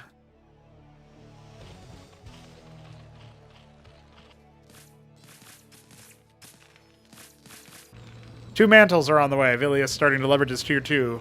Better late than never, but see if he has time, because the engagement's coming in, and there are some Ultra Cores with this position. Not so many Savants. Remember, a lot of them ended up dying for free, and so you don't have that ability to just deploy them in the face. Now they're going to try, on that high ground, shut down the Ultra Core lifesteal, but I think it doesn't matter, because look at the Zobrielisk count. 16 of the bad boys. Tough puppies carving through. And I think that just about does it, doesn't it? Yeah, there was a fourth base set up in that time, but Arbiz is taking his 6th. He has not been heckled or harassed since that last Huracan drop at the third base, and it is just about over and done with. Both of them competing for who can float the most. The answer is Arbiz, but Vilius is out of commission here. His rally point needs to be corrected. Mantles on the way as well. He's got Masons going all the way to the bottom right, and Liberalists are going to find at 6 o'clock. Sentinel in the wrong spot, and I think Arbiz has done it. He's making 6 a criminalist.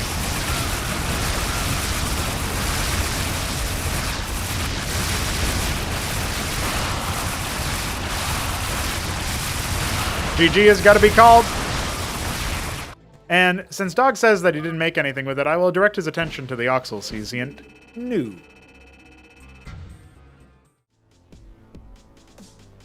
Got him. Got him.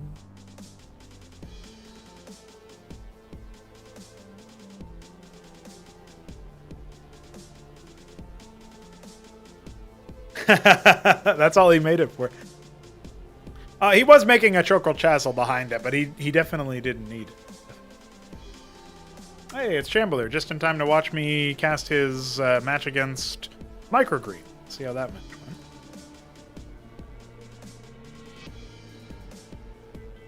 Looks like we are on Blackwater Bastard.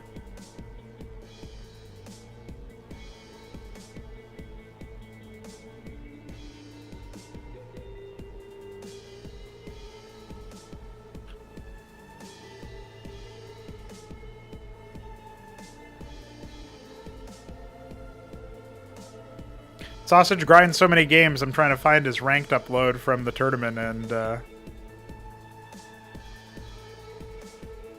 difficult to do.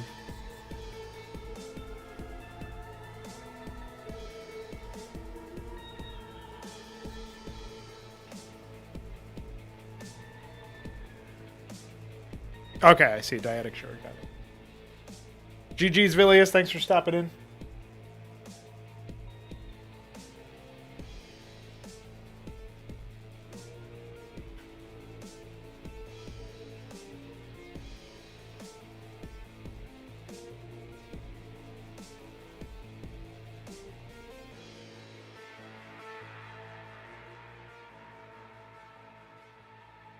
That new person that just joined the Discord server has the most obvious bot name of all time, but I'm sure they're a real person. I'm just sure.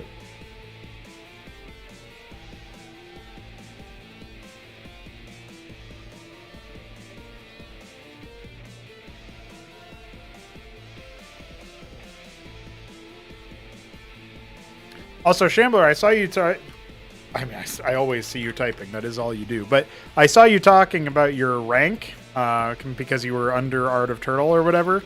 That was updated way earlier ago. That was updated on the 19th. It says it right on there. And you always are going to get penalized for race switching. So the fact that you keep doing that is always going to put your rank lower. Same thing happened to Doglived when he switched to Terran for a little bit. Now, you switch back to the race that you were stronger at, maybe that doesn't hit you as hard, but... That was a while ago.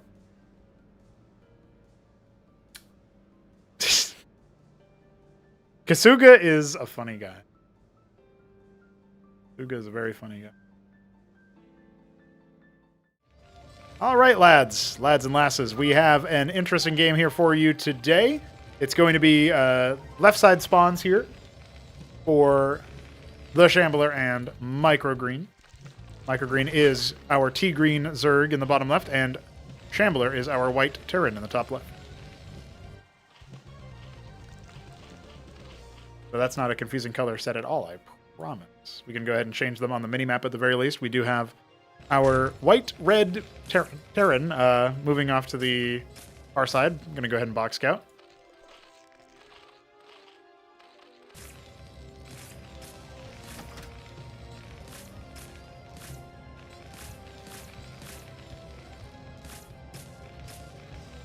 Biddy B back to being the Biddy Bot Smasher. Biddy Bot Buster. Hydrith then starting up here. It's a Hydrith first. Okay, so Microgreen, our resident Bulgarian Cosmonarch, I believe the only one from Bulgaria. I could be wrong about that. Going to be hanging out here and doing a Hydrith opener. Probably Iziracore start versus the Stockades. We're seeing Hamster do what has been dubbed since Weekend Wage, the four-headed Hydra. Normally he would go 4 Iziracores, but now he does 4 Hydras. Now since the cost changes, and that's his like opener cheese build or whatever, if you will. And it's not bad. I mean, it's catching people off guard. Busting bots from A to B. Hell yeah, brother. Larvosk about halfway complete, and Shambler will be scouting his opponent in the least lucky position, of course. That is the classic. There was a time he was playing games against Oya and kept writing about how he was never lucky because he would scout his opponent last. Every damn time.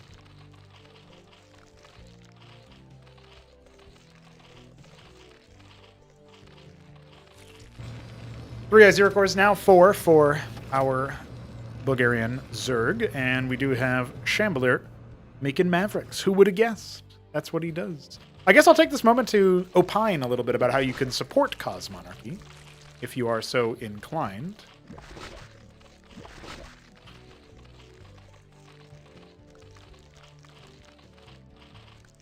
Go ahead and drop a link there for you guys to enjoy, if you're so interested.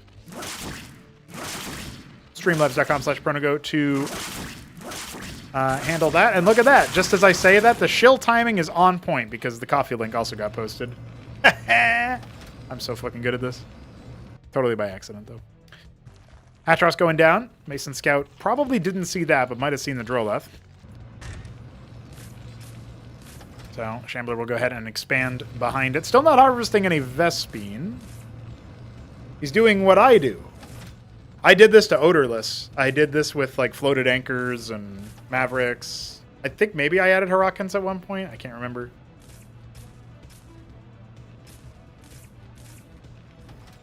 Then I flooded him with only Zeth Quas in one, and that didn't make any sense. I feel like that game is so good that it it definitely should be casted by somebody, but that's a pretty funny one.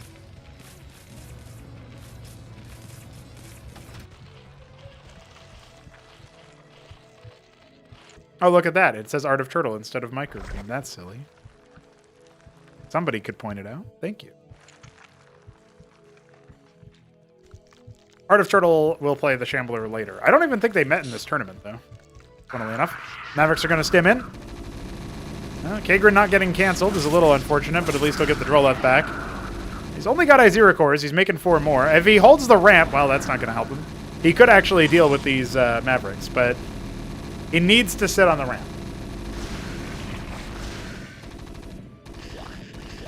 Atros busted.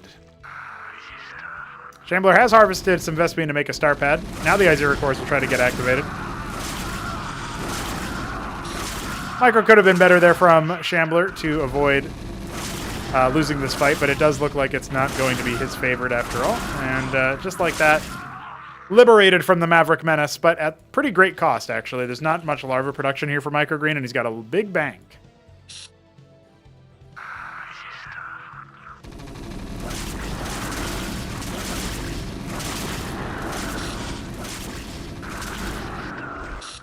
Oh no, he's starting it up right there in his face. Can he defend? The last attack it would have killed 2 of the Mavericks, and actually the bounces probably would have killed that 3rd one. That ends up being somewhat consequential.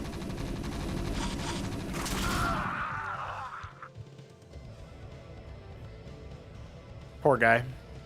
Anseal will protect those Mavericks from death by Izira core, and 6 more are on the way, so I guess it's a good thing. Hatrosk is under reconstruction as the Larvosk is finishing up there inside the main base, so we will end up seeing something. My only concern here is that Microgreen went for the Ski-Backed, but he has no Hydras to turn into Bacts. Skiths aren't going to help him here, really. I guess if he had like 10 of them, yeah, actually they would. But he does not have 10 of them, so he's defending with pure Izira core. And it's a cool unit. Graphic is really nice by Solstice. Portrait's cool by Solstice, but reaction time a little bit lackluster over here. And he is going to double back. Has 9 Izira cores.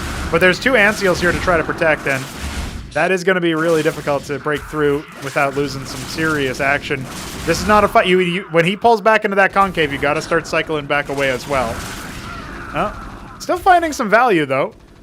Oh, and he made a round of Droleth. He finally abandoned his pure Izira core plans just as his Hatrosk finished, and I think he's going to regret that, although Shambler is bungling the Anseal movement. Not long enough, not held back enough to kill off the Mavericks before the Kagrins get camped in. GG will be called.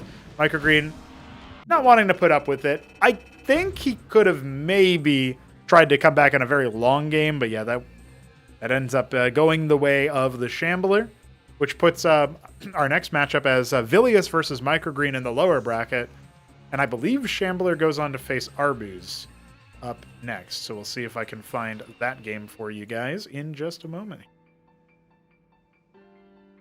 A bit of a one-sided one, that one. Microgreen trying the Izira core push, or defense, I guess, in this case. What was this game for Impact? Okay, we actually do have that. We do have that Shambler Arbuz game queued up already, so that's beautiful.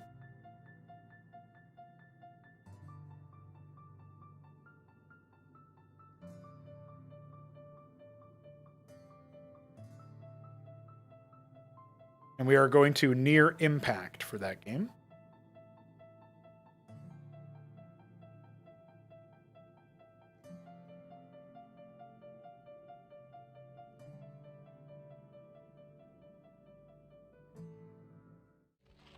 So here we go. Arbuz Budesh, our forest green Zerg. No, dark green Zerg in the bottom right. And in the top left, Shambler is our red Terran. The answer cranking now is that Shambler said that he plays the OP race, and now he's playing Terran the OP race. So there you go. Terran has apparently become the OP race. Who'da thunk it?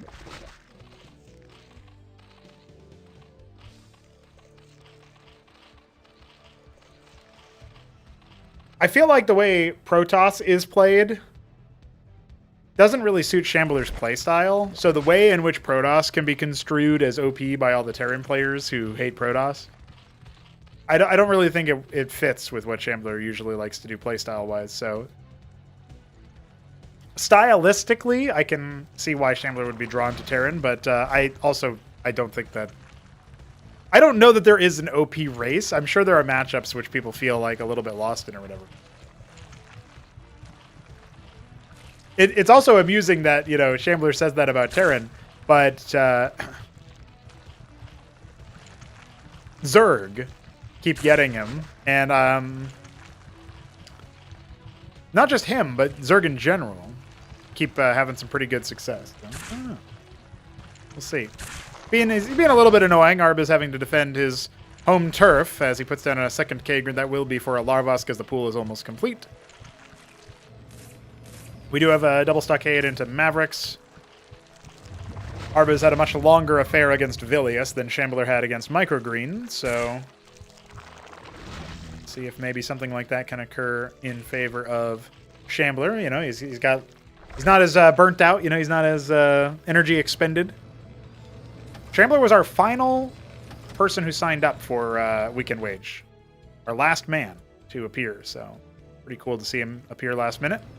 Make a run for the cup, or at the very least a top 4. We'll see how he ends up placing as the cast stream continues.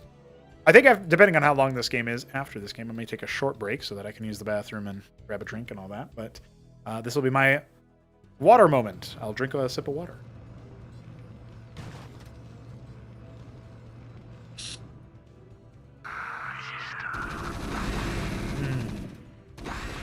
Maverick stim out. There is one Zeth that manages to burrow over there, so that'll keep tabs on when the expansion is made, or at the very least lands. And still just kind of scouting out what's happening. Maverick massing up is not something that a lot of other players do in the early stages of the game. And look at that, he actually was wise enough to the movement to check out for where that one was burrowed. So denies some information, but both players going to expand it around the same time here. And of course the Terran one is on location, so that's something to consider. 5 pairs of Zethar cores.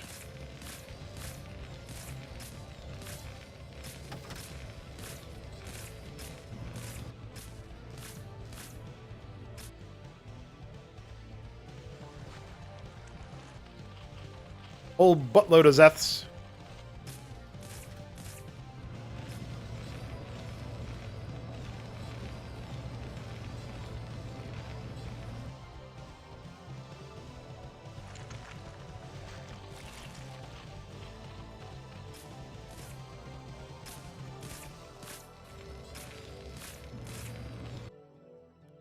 Well, I don't think that Arbiz can really get much done here, but he should be able to, at the very least, see when the move out is, maybe dog it a little bit, force some stims out. Probably the main thing that you want to do when you're up against Maverick-based play. Try to make them expend stims before they have any Vestry healing. Starpad on the way, and the production is also very limited here for Shambler. If he ends up losing a large mass of his army, it's going to definitely favor the Zerg. Circuit inside the main base, as well as the anti-drops brigade of 6 Quas. Larvosk's providing more larva. Vornath begins. So we will definitely see, I think we're definitely going to see some Vorvs, but Arb is probably going to go for Lyrilisks again. We already saw that against Vilius, right? So starting to get a bead on what he's thinking about. Sends in a couple of Zeths to see what's going on. The conga line of Mavericks will basically... You can surmise there's an expansion behind it. And so the Zeths will just sit tight for now. A dozen of them outside. This guy's looking for drops. I do feel like most of the time the drops come here, but I have seen plenty fly in that direction as well, so not a bad move. And, well, there are 3 Quas. Only 3 of them. Moving out over there, so I guess a good instinct there from Shambler. Another Maverick actually leaving the base. He's going to spot the Zethar cores. That was a funny lack of reaction from Shambler as his Arb is just like, oh shit, I'm under attack, I better pull them back, and then, oh, it's actually just one of them. Oh, I actually really like this. So Arbus is going to end up spotting that there's a Maverick over here, I think. Well, not quite. He was right out of attack range, so never mind. But that's all right. Will Shambler react to this? He should have plenty of time to see it. Doesn't seem like he did see it, though. Oh, I was too wounded. 3 health. Flies the Avaloth directly into the Cyprian stack, but don't worry, there are 3 claws inside your base.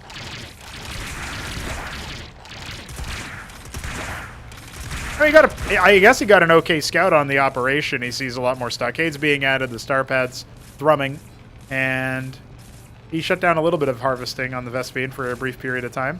Ooh, straight into three guys on each gas node there. And of course capping the natural ridge very quickly. Okay, so Arbus has an opportunity here to either... Like, he scouted the sieve, which is a little bit abnormal. When you see this many stockades and you see a sieve in the main base early, I think you can probably expect either a Cyprian mass or like a Covenant, Vestry, something like that. Some sort of add-on there. Finally clears that Maverick. Arbus has an opportunity to do like one of two things. One of them would be like some sort of really heavy all-in, try to make a sharp timing happen before the Terran Bio army gets too big. And the other is what he's actually electing to do, which is expand and play a little bit more on the defensive side. I think we need to see a little bit of a vanguard of Kagrans here, and then we obviously are going to need to see Lachezelisks come out, which is what the Zorkish Shroud is for, about halfway complete right now. The Lyrilisks alone are okay at like kind of taking pot shots and then falling back. You might be able to thin the herd of the Mavericks, but the Cyprian count is still pretty high here. Almost at a dozen. Stim is good to force. Maybe getting a little bit too close there, but the Cyprians aren't yet engaged. Dwarves engaged. Got some quads coming up as well. Drawing fire of the Cyprians, that's really big, and the Lyrilisks are just absolutely mowing through all of the Mavericks. Those Ancials are going to get dogged down as well, I think. No, it looks like they will be able to escape, but everything else getting wiped. A really nice setup there, bait and switch, making his army look a little bit weaker than it was. The Vorvs didn't get shown until Shambler had already committed to the assault, and he kept his Ancials with the army, which meant that he didn't push them forward to see if he could scout and see what's going on. So, well played by Arbus, but also something that you Terrans watching can... If you have the Ancials already, just send one forth, see what's going on. Obviously, it can be scary versus Lyrilisks, but definitely worth seeing what's happening. Even if you lose the Ancial and you lose the investment as a result, it's still worth not losing your entire army after, you know?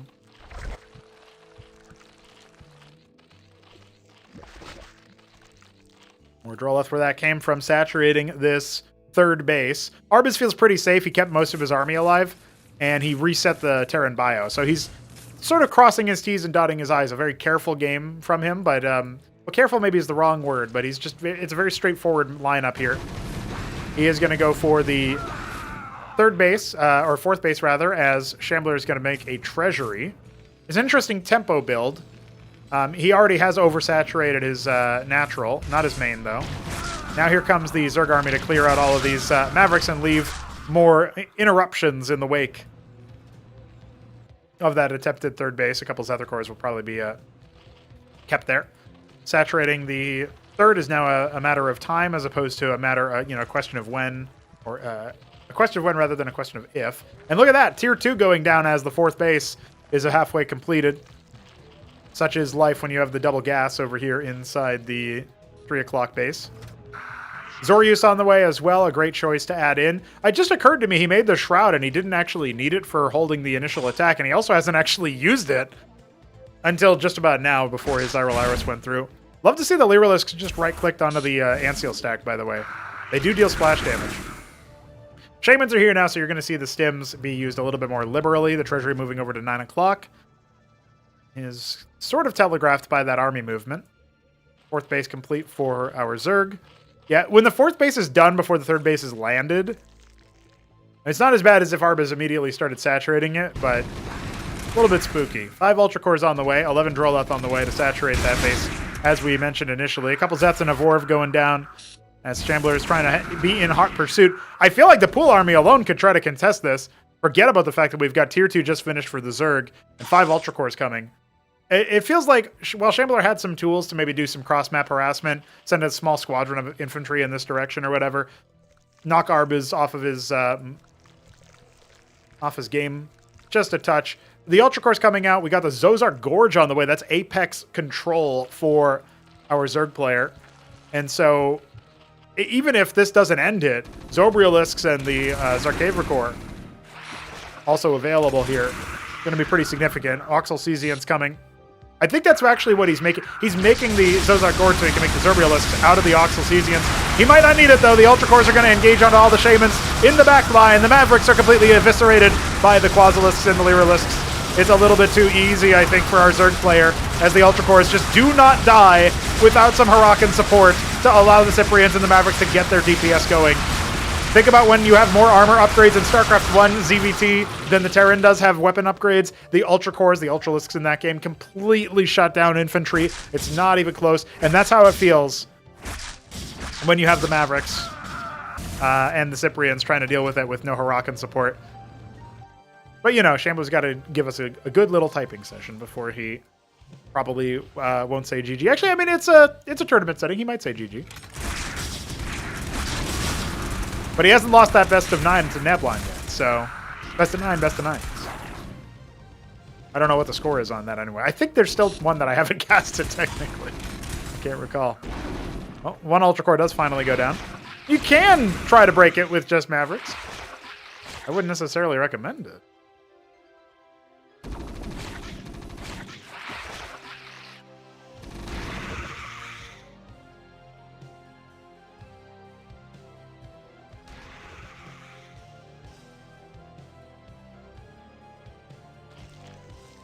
Maybe thinking about base number 5 here for Arbuz. He is actually going to skip. He's foregoing a lot of Zobrialisk. It looks like he only has the one. He's instead going to make a lot of Zarkavra cores. I like that. I still remember Hamster pulling the Gorgacore 1-2 punch and just killing like 18, maybe more workers. Shit, man. That was all the way back in... was that I think that might have been Acropolis. Yeah, that was Acropolis 3. That was the quarterfinal. I think that was game 1 or something. It was on Mass Destruction. That's all I remember. Good game though. No, Chambler really tried to pull it back from there, and props to him for that. But that was just such a rope-a-dope move, you know, like.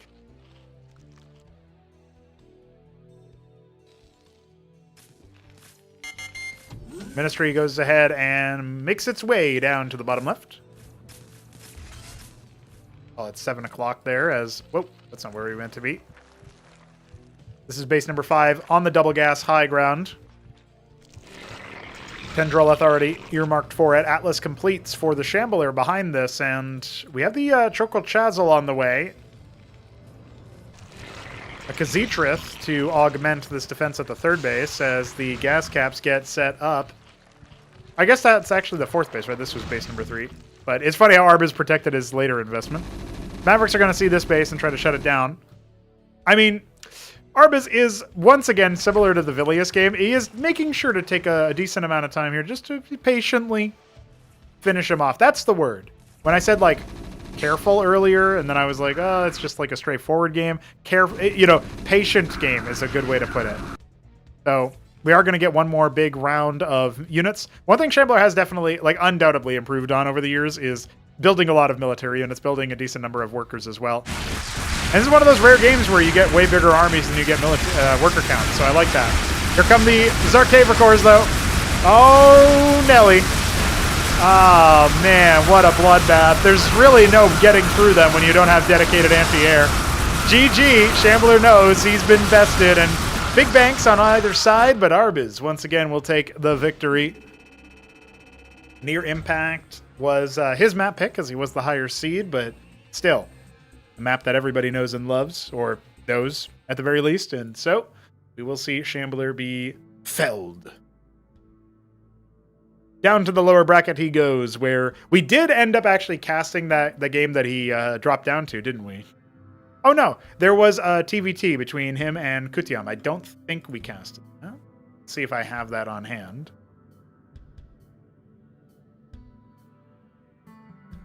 That is a game that I already went ahead and casted. Oh, I do have it. Perfect. I had it queued up. Blackwater Bastion, because it's Shambo's map pick again. We're going to get a TVT on this map. We casted Kutiam once already, but this game is a few days old now.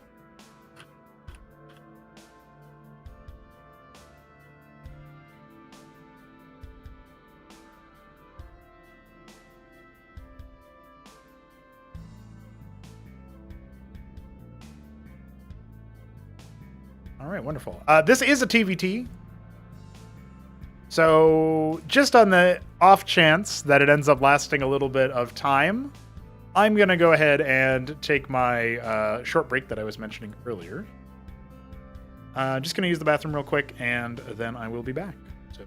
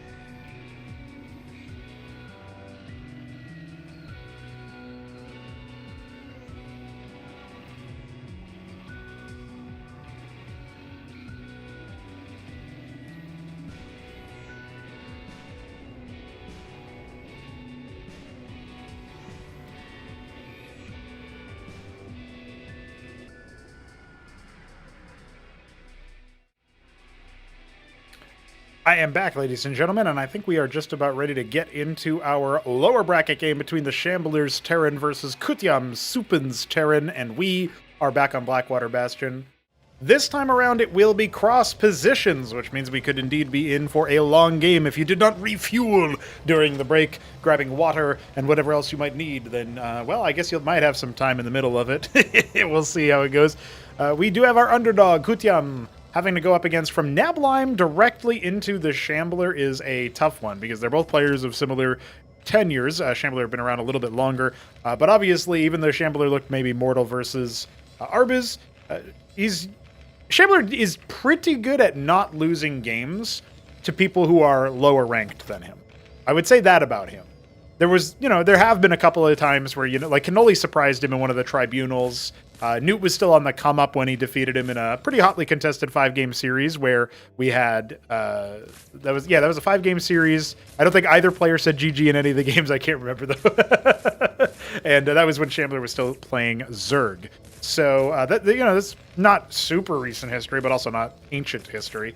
Whereas if you look at the players who were historically, above him, okay, he might not always be able to perform the upset, but he's typically pretty good at keeping those who are ranked below him away from the victory point. So just something to think about. It puts Shambler as like a firm favorite in this game, and I don't predict that he'll have too much trouble. He is going to go mech versus Kutyam's own mech. It's 2 Folk versus 2 Folk.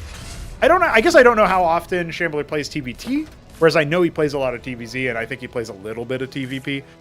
So his TVT might be a little bit rusty, but to some level, if you've played enough TVP, you can play TVT a little bit similarly at the start and then just kind of change up what you do in the mid game. Maybe go for a faster star pad, whereas if you did that against a Protoss player, they'd probably just overwhelm you with gateway units or whatever.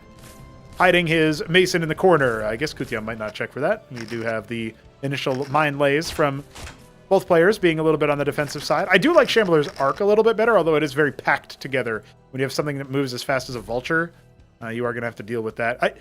I think Kutyam blindly assumed this was a cross spawn. And that's sort of what I was talking about, the little deceleration there from the vulture clearing multiple mines. Something that you have to worry about. He actually clears all of them. Probably won't be able to get away. Well, Shambler's not chasing it, so that feels a little bit like a missed opportunity. Now the vulture will spot the Mason in the corner, and so Shambler's scout will be taken care of. Did I miss Kutyam scouting with his Mason, or did he just think this is cross spawn like all the other maps? That's really funny if that's the case. Starpad on the way. Shambler going to be forced to lay his mines a little bit further apart this time around, but just again in general. And we do have a ministry on the way for Kutyam. Going to be expanding behind his vultures while Shambler is making an Anseal. An Anseal, detecting the enemy mines and then aiming to blow them up. Okay. We have the Cyclops well spread. I think Kutyam is expecting an incoming drop, but he might also be just setting up for an incoming drop. He's got lobotomy mines at the front, a vulture here, and a vulture there. Gonna send that one further forward, maybe lay some mines on an interception path. We do have a lot of vultures here for Shambler. He could theoretically overwhelm it. This is an interesting pivot, honestly. Most of the time when you see Terrans go Starpad, they're going it for a Trojan in TBT. But going for the Anseal is actually pretty interesting. If you can micro well, obviously that's a pretty big move. But you can also use the Anseal to detect the mines, and then you just don't have to worry about one of the key defensive utilities that is equipped by Terran players in the early game against each other. So this could actually have some serious ramifications for build orders if it catches on. Maybe there's some obvious sort of positional counterplay you can do that I'm not really thinking about right now. Let's see if Kutyam can show us how to respond to this, because the Anseal's coming in, will detect the mines, and the Cyclops are in enough number that you still have to respect them, but the Anseal, it can absorb an initial volley or two. Micro not super on point here for Kutyam just yet, but now he's starting to get the hang of it. Just turn him around immediately upon it. And when you have two in the anchor, I mean, it can be pretty challenging with that range advantage. Starting to flex into some vultures of his own again.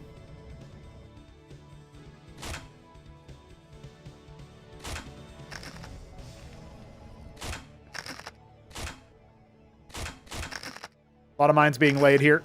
Does Kutyam have his own? No star pad, just an extra fulcrum instead. Wants to make more Cyclops. So he's not going to have detection for some time. Fulcrum's the only structure you can make in Tier 1 that doesn't provide some form of detection based on the air or the ground. And it looks like maybe Shambler's thinking about an expansion behind his drop, which is earmarked for, I think, Kutiam's main. I think he also probably got deep enough here to maybe see the Ministry, but I'm not entirely sure about that. He might not have. Vultures are now abandoning the front. This feels like an interesting choice considering the fact that we do have the Trojan incoming, you know? And we still have some Cyclops here. Very, very dutiful. Kutiam making sure he is not going to get caught off guard by that. He's got a very nice little concave set up with the anchor out in front. Well, what if the Trojan... Okay, the Trojan is going to announce its presence by virtue of the Cyclops revealing it. That Trojan is very, very low, but all the units will get out just fine. Down goes the Trojan, and we have a very perplexing battle for who can damage the Masons more. It looks like only 2 will go down. Remember that Kutiam does have an economic advantage, courtesy of the fact that he has his Ministry up, so losing 2 workers there isn't the end of the world, but he would have liked to get out with total freedom. 3 Phalanx on the way. Honestly, again, you have to still favor Shambler despite the situation that he finds himself in this game because he just has more experience. But I'm looking at this game, and this does look like a pretty good position here for Kutiam. Shambler is not dead if this was like even skill game magically and Kutiam had like all of the map knowledge or game knowledge or whatever that Shambler has. I wouldn't say Kutiam is just going to guaranteed win here, but he's definitely in a favored position. And a big portion of why is because he has better economy, and for a while he had better production. He also has better tech with the Palladium, albeit no present Trojan or rather Starpad to make a Trojan or anything like that, so his attack is going to be land-based and fairly one note. Should be easy enough to defend. We have 8 vultures being earmarked for Kutiam's base, and this is where everything can fall down for him. He's deflected the first drop. He'll have a watchdog inside the main base, and he already has one inside the natural, but the mines are catching the army move out, and that should be consequential for Shambler. There's not so many units over here on the rally. He'll have 3 Phalanxes come out, but they're in disjointed times. And look at this. Does the watchdog reach far enough? Okay, it will actually catch one of the Trojans. Narrowly avoids actually killing it. All right. Well, they are going to go ahead and unload some of them. Phalanxes are here. Watchdogs zoned away some of them. And look at this. These Cyclops are still wounded from before, so they get cleaned up very easily. Now we got 5 vultures hopscotching up, and we still have one more from Shambler actually killing the watchdog of all things. This is going to convince Kutiam that he needs to attack into the enemy force, but he doesn't have his Phalanxes deployed, and he cannot deploy them versus all of these Cyclops, surely. Surely not. Okay, the Ant Seals are actually dying very, very quickly, but there's a bunch of lobotomy mines, and this Phalanx was not deployed either, so this feels like it's too easy to clean up at this point. He's got a Trojan to hot drop if he wants back at home. At the very least, it's been cleaned up, but at a great cost. I mean, his whole army is dead except for these 2 Phalanxes up in front. Lobotomy mines in the center of the map, and no easy way to reinforce from this spot. Kutiam is behind in workers now by about a 10. Down go the Phalanx. Some of his own units dying to the Cyclops splash, but I think, yeah, at this point, Shambler's retaken control of the game with that drop. And a portion of it was because Kutiam felt panicked, right? Like, there's an aspect of it where you look at it and you think to yourself, okay, I've got this army on one side of the map. If I don't use it and instead I pull home, I lose all of my momentum to this drop. And I agree with that. But maybe you keep an entrenched position with Phalanx and then pull some of the vultures back or something like that. You have different mobilities present in your army. I don't know what this Phalanx is doing, but oh, you know what? The Cyclops are, yeah, that Phalanx was knew exactly what it was doing, actually. Calculated.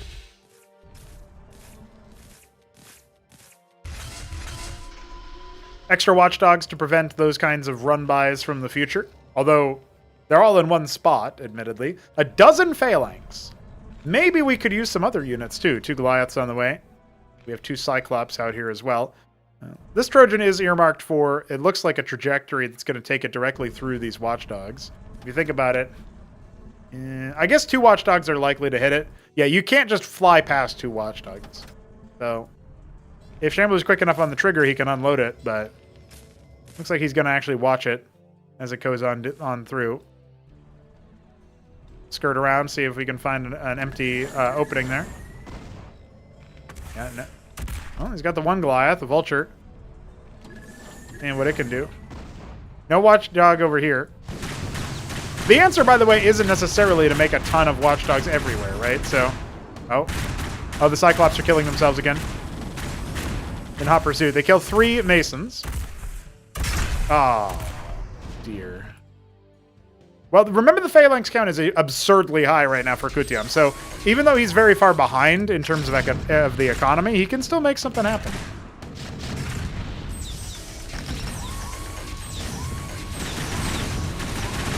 Some Phalanxes from Shambler. I think some of these are in range, actually, yeah, from the high ground ones. But he could still just get all of his stuff splattered.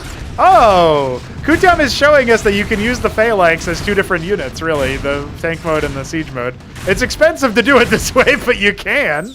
Apparently break siege lines and Terran positions just by wandering in with Phalanx. Okay, you know, tank mode Phalanx is a unit, I guess. He's going to concede. GG calls it. Well, I understand it, but I do think Kutiam sometimes does a premature GG. But you know what? He didn't want us to wait any longer to see who else was coming. That is a wrap for Kutiam in Weekend Wage. Again, Nebelheim, the game against Nebelheim, I was impressed with Kutiam. I was impressed that he was able to make it look that, competitive. And then the game against Shambler, there was room where he was actually ahead, which was a bit surprising to me.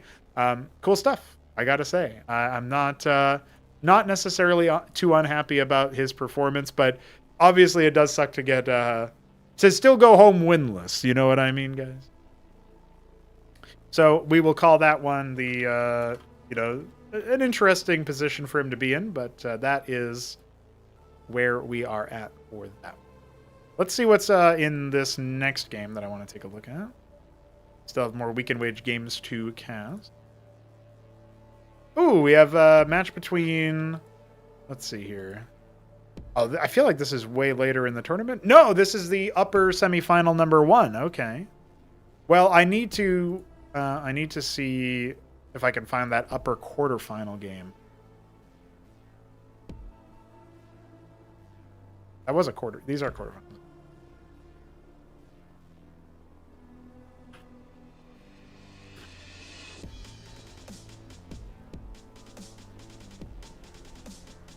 So I'm looking for the matchup between Nebelheim and Art of Turtle now. We'll see if I can spot it.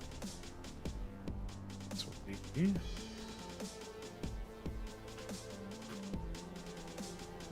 Up here.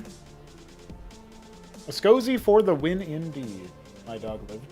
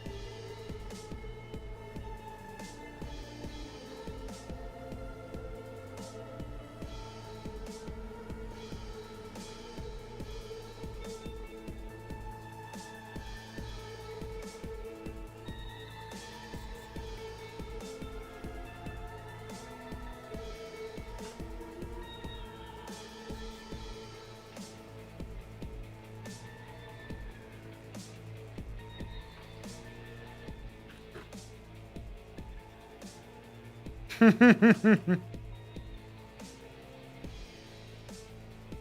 think it's going to be a different in when it is implemented, but I will keep an eye out on it. Don't worry.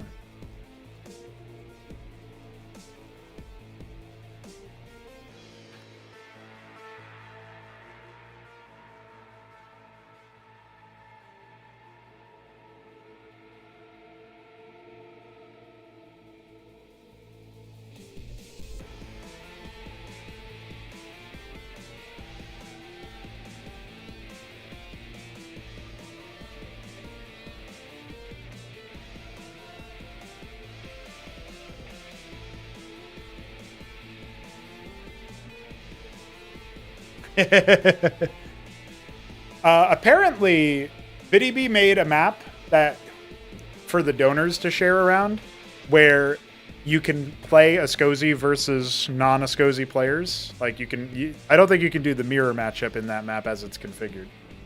But yeah, I don't know. Well, Green Eggs, also welcome to the stream.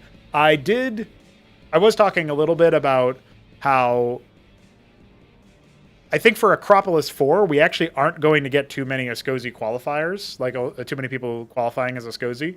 I think Doglived will make it in as Ascozi. Although he has a chance to make it in as Protoss in the tribunal that he's signed up for.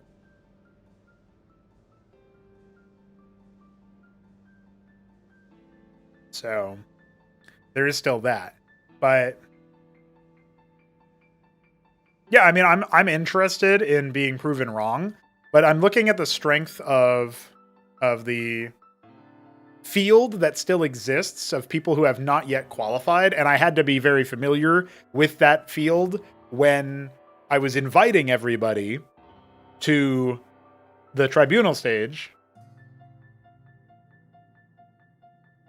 And yeah, I don't know. It's that's a hard one. That's a tough one. Restream chat says I am connecting to my channels, so I'm going to go ahead and reboot Restream chat. But hopefully, I am still live. OBS is not telling me I have any problems.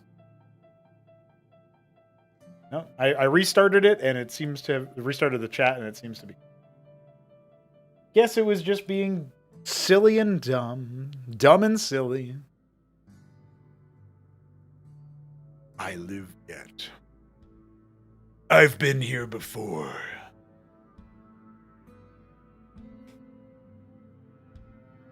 All right. Let's see if I can find out where some of these matches are. So we have... go back.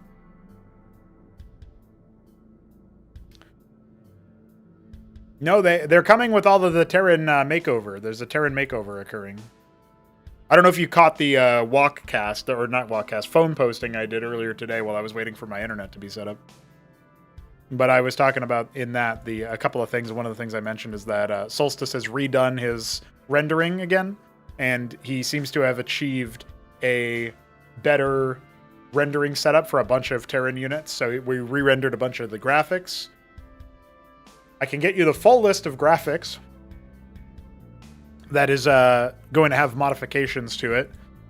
Talos, Harakan, Cyprian, Cyclops, Goliath, Blackjack, Matador, Madrigal, Wraith, Antseal, Madcap, Cataphract, Pythian, Sundog, Aeon, Hippogriff. 16 units. And then there are new models for vanilla asset graphics as well in there. Also on the way, so it's going to be good.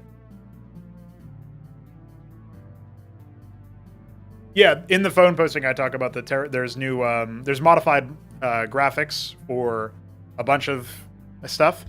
So the 16 I just named off, and then there are 2 new models that will be shipped to the pre-release stuff when that gets in. So it'll be pretty good.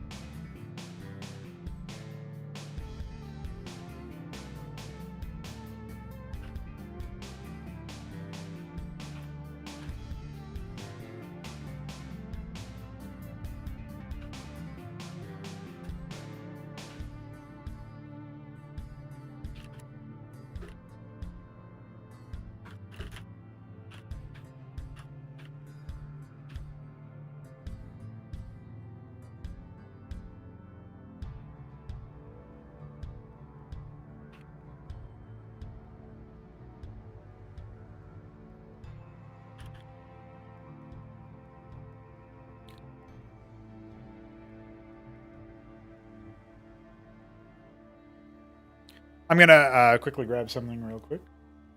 Just in a moment here.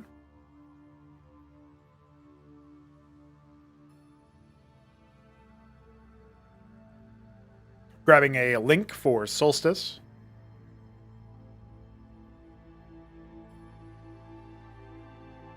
Oh, shit. I'm going to have to update the README on the release and pre-release stuff, I guess.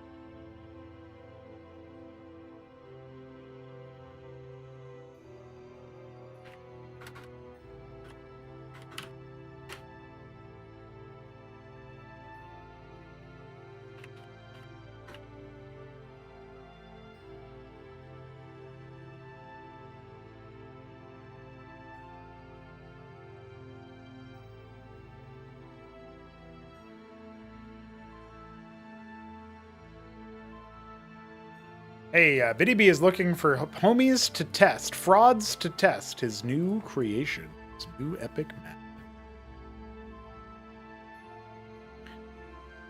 Just wanted to throw that out there. All right, it looks like we can cast at least one more game here, and I just need to find the appropriate replay. I think this is going to be... Oh, yeah.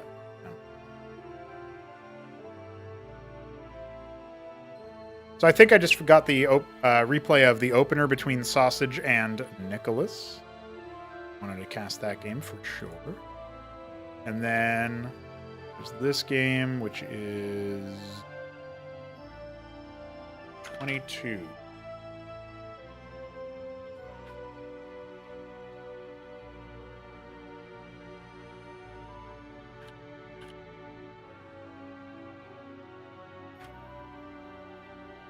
Newt's Nightmare. Is it? Find out.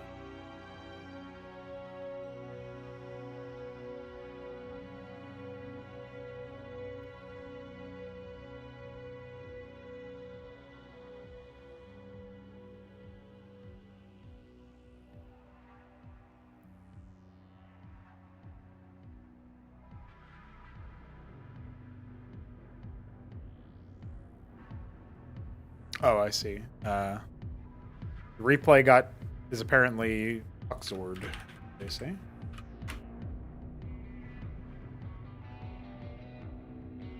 Just the file name needed to be redone.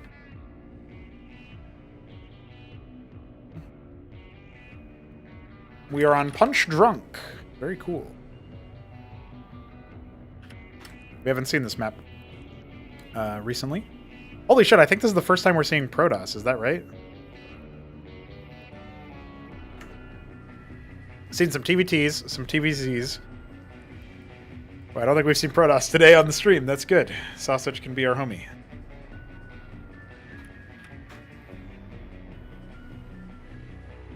And unless I find some more connective tissue games in between now and then, as I still need to grab Neblime versus Heart of Turtle. And then I can cast the follow-up game from that, in theory, if I... Yeah. That's that. Yeah. Once I get to that point, we can cast more games, but I'm going to have to wait for that one to come through. I think Smarty was working on it. On the lower bracket side... Oh! We do have one more game we can cast on the lower bracket, which is the Vilius Microgreen game. I guess there's that. But anyway, let's see how this game goes. We are ready. Ladies and gentlemen, we have Sausage in the top right, Protoss, Nicholas in the bottom right, Terran. I believe our colors here are orange. And for Sausage, it is... Actually, this color is stumping me a little bit.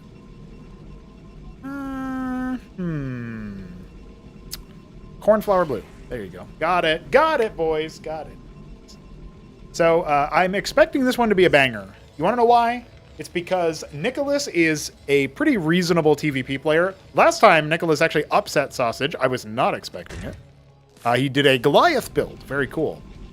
Sausage is still maybe reeling from that a little bit. We'll find out how his openers have gone. he was practicing with Shopkeeper Dog recently, and I remember reading a message where he said, "Thanks, man. I really feel like I learned a lot." And so we're time to see if it's right. Maybe he'll smash Nicholas, and it'll be a big surprise. But Nicholas really just kind of stormed him down. And, you know, like maybe if that happens in a best of 5 or something, and that's game 1, you can be kind of adapt to that over time across a series. But if that's how it's in a best of 1, that's it. You only get 1 game, and you know Nicholas made it pretty damn deep into the last weekend wage. So this being an opener, oh, he even threaded the needle on that second fulcrum. No worries there whatsoever. This being a opening match, it's going to be interesting to see how these two duke it out. We got 2-gate coming out here with the Drakidans incoming, and we have Nicholas going to go ahead and see about scouting his opponent. Obviously, in this particular case, Sausage scouted Nicholas first. Just happened to work out that way, and so Nicholas is just going to follow the scribe home. 50-50 chance that it's working out properly, you know? But with that scout timing, you know they're in a close spawn. So even if they're faking you out by going all the way to the top right, which nobody really does in Cosmonarchy, you should be able to be coming on in here and scouting. As long as the Mason is committed to the act of scouting, he should be able to get in here and see the Seedon. And Sausage probably wanted to see about stopping that here. But yeah, that should be plenty of vision here for Nicholas to know that the gas cap is on the way. And so when you see that, you know that your opponent is not going to expand anytime immediately soon. Instead, they're going to be going for that Vespene, maybe seeing if they can spike up to some kind of tech. You can choose to go very pressure-oriented as a response to that, or you can choose to play a little bit more on the defensive macro side and get your own kind of greed up, because you know that it's not going to be the most high-octane attack coming, so you don't have to play super defensive. You can kind of play a little bit greedy, and you'll probably be pretty safe.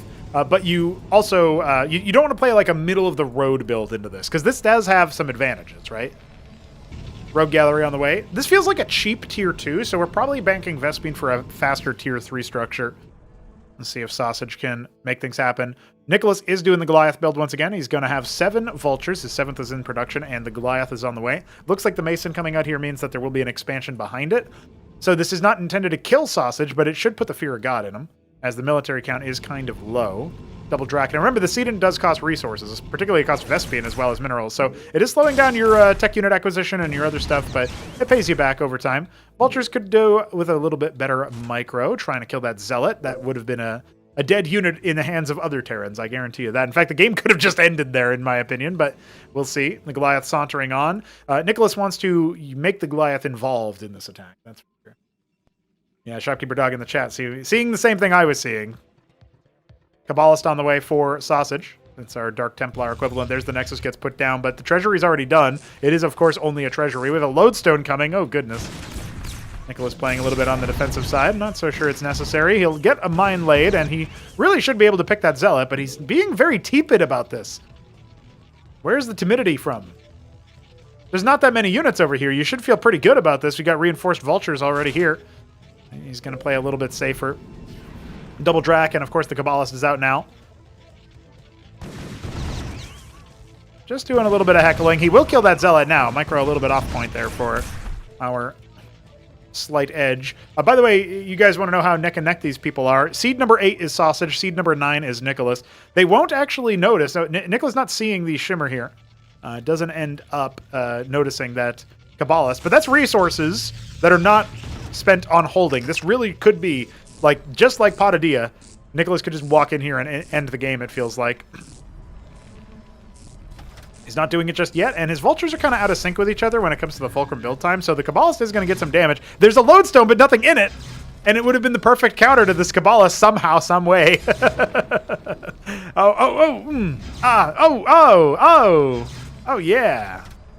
All right, come on, get the Vulture in there. No, okay, you're just going to let the Masons deal with it, I guess. Vulture's coming back now. This is a lot of damage, though. This is 4 workers going down, and he's got to get something for it, right? He's not really getting anything for it. Now, it's a lot harder to attack into this position with just your Vultures, right? You have a Warden coming, Talos on the way for Nicholas because he does have a quarry on the treasury.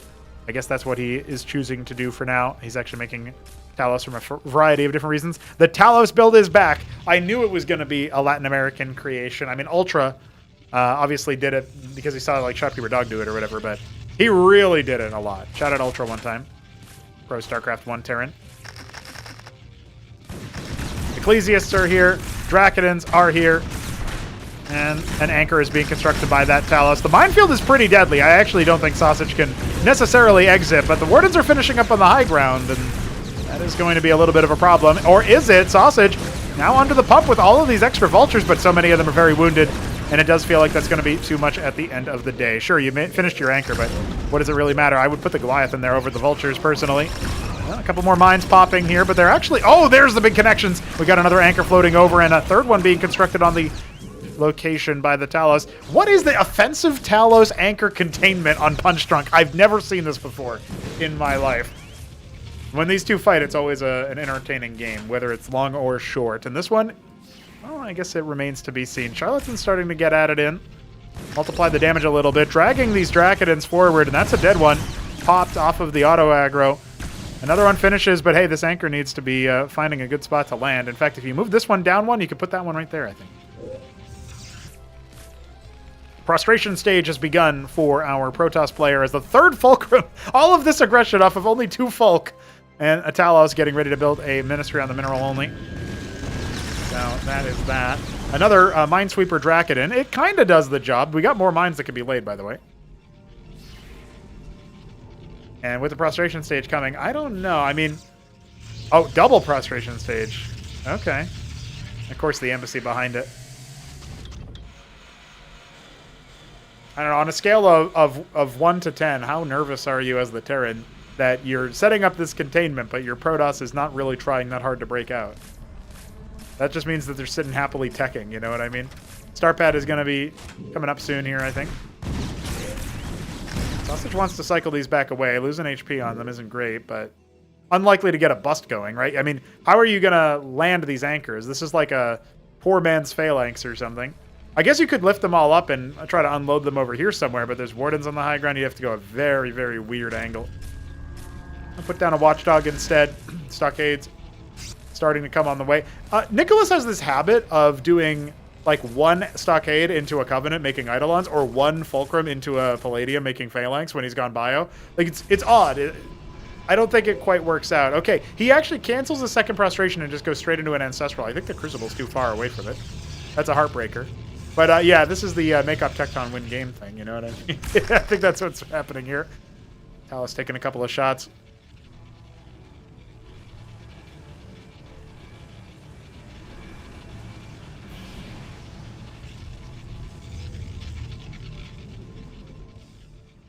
Sometimes I like to just listen to the sound floor of Cosmonarchy. I feel like that worked out pretty nicely. Ansel comes in to clear the witness. That's a little bit of a awkward moment.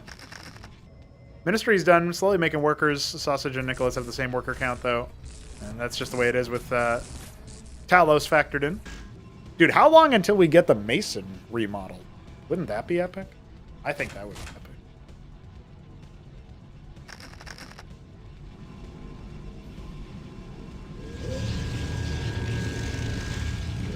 Okay. Sausage is throwing down the gauntlet. 4 embassies are on the way. He's going to Mass Artisan. 1 Zealot detonates untold amounts of mines, undoing all of that labor. 1 more Zealot coming through to detonate even more mines. No, no, Goliath, no. Retreat to the loving embrace of the Talos that will repair you. You know what Nicholas needs? An Ogun. Make a motherfucking Ogun, buddy. Deploy that bad puppy. No Ogun coming. Ogans are the counter to Uptectons. You heard it here first. This will actually be a good way to showcase the Uptecton changes. They did go through before the tournament was played. And a Mine Tyrant, of course, on the way as well. No changes to that yet. Come back to me in a little bit.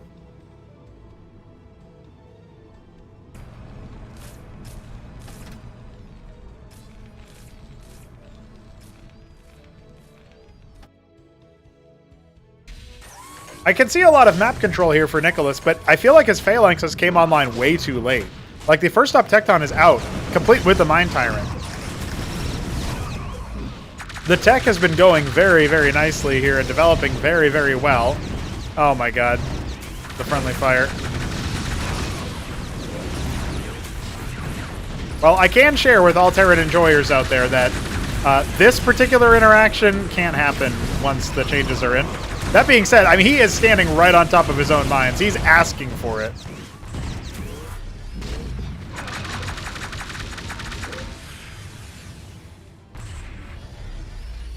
Tier 2 has been put down.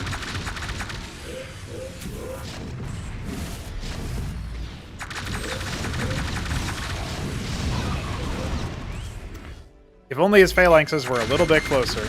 He ends up airlifting his anchor. I mean, he's been very lax with this this Optecton, hasn't he? Oh, he comes on in. Comes in swinging, looking for it. He pops the overshield, but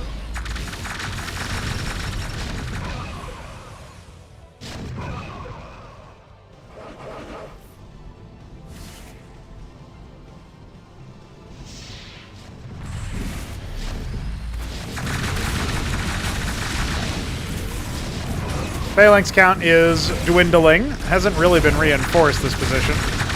The anchors still have vultures in them, by the way. They're not landing, only now. Are they trying to find a good spot? Yeah. Well, that's an overwhelm for sure. I think the Protoss has busted through. The Malefactor Optectons never fail. What's the tech development behind this? Atlas is complete. We have the sieve finishing up inside the main base. Only now is he getting those gas caps, and well, an Anciel flies away just to die.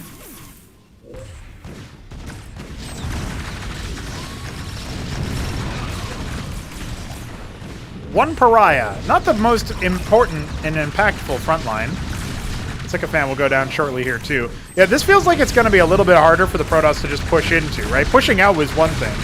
But actually pushing forward, especially with the Vultures and the Blackjacks soaking up a lot of the initial shots, I don't actually think we're going to see the same level of dominance that we saw before, but ooh, that's a good splatter.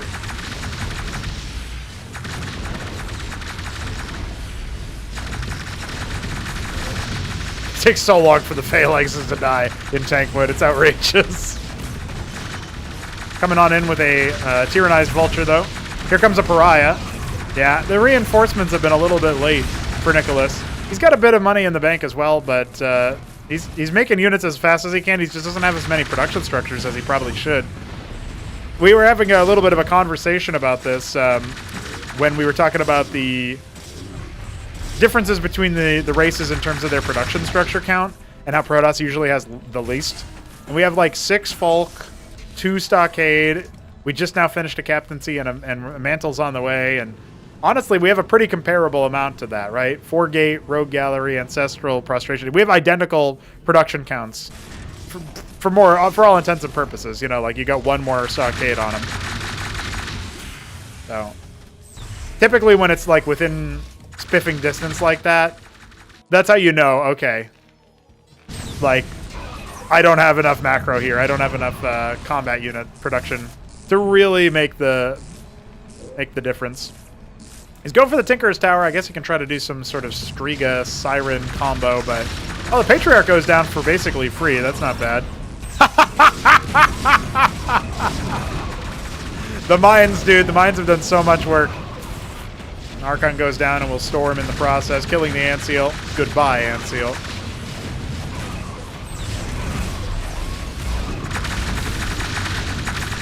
And now there are 5 Optectons. Will any of them die before the game is over? The answer is... yay! We did it, Patrick! We saved our base! That's the fucking Optectons. Continue to rain Hellfire. Mind-controlling Hellfire. Psychology-damaging projectiles, to quote one man named Roller Skates. Random witnesses of the base just getting... At this point, Nicholas must be thinking the traitors are everywhere. They're everywhere. Making a lot of phalanx.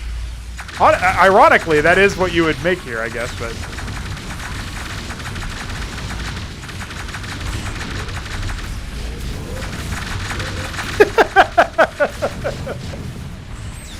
I have to agree with Marsupial in the chat. He could have expanded a little bit more. He killed another Optecton, though, at least. I think he really, like, he could have had the phalanxes up there way sooner if his goal was to pressure. He just wasn't... I guess he wasn't expecting the 2-base committed tech push, but now he'll know for next time, right? Wink. Got the Sirens. Sirens trying to pull the Uptectons up. Can't escape. Zealots are drawing fire, though. Oh, dear.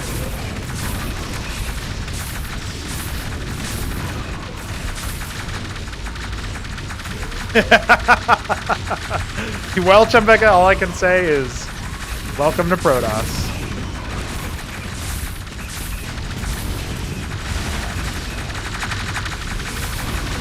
There's something a little bit unnerving, in a positive way, I think, like a thematic way, about the fact that the Uptectons take so long to fire their whole salvo, and there's so many of them, and they're all a little bit out of sync with each other, that it's just, it feels like it is just non-stop Uptecton salvo. From an audio standpoint, that's actually pretty fucking cool. It's horrifying, but, you know, in a cool way. We're finally getting it a little bit more run silent as the last of these Uptectons are... Oh, 18 health? Can he live? I think he can live, boys.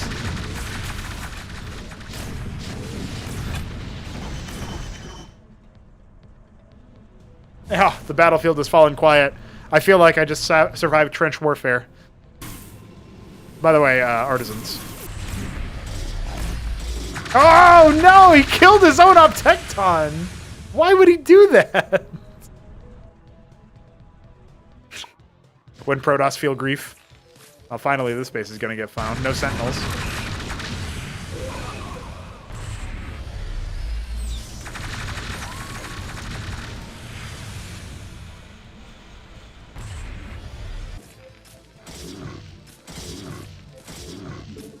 We'll just keep tabs on that one.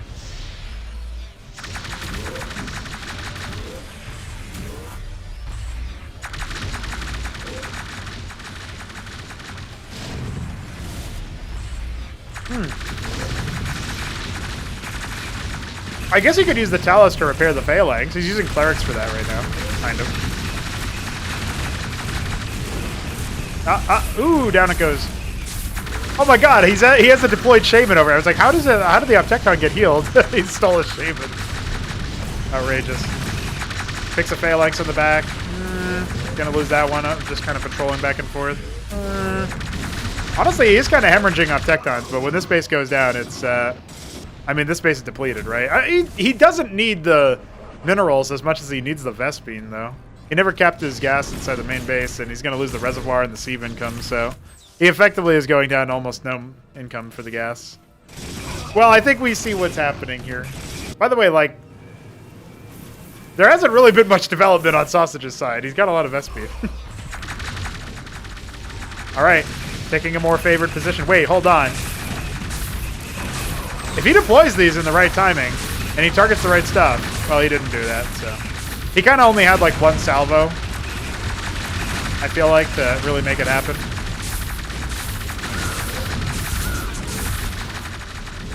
Trying to use the cataphracts. Oh, the artisans are... Dude, this is a GG get out move, you know what I mean? Like, holy moly.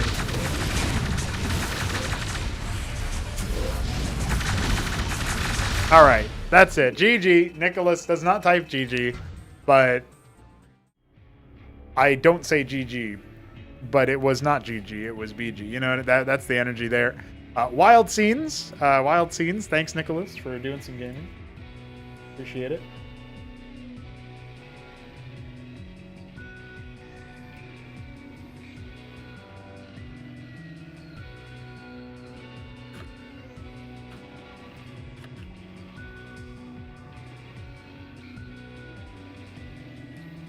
Arbuz apparently I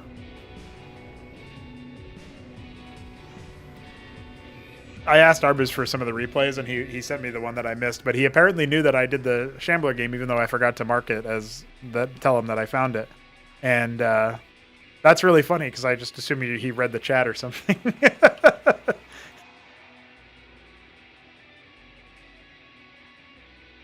That game in there. Okay. All right, guys. We're going to call it there for the stream. It was a little under 3 hours there. But I started a little bit later than I thought. The internet installation took longer than I thought. Thanks for watching. We will, of course, be back in a bit. But yeah, I'm thinking, let me see. I will quickly take a look at my schedule here just to keep you guys apprised. I don't think I'm going to be doing a public stream tomorrow.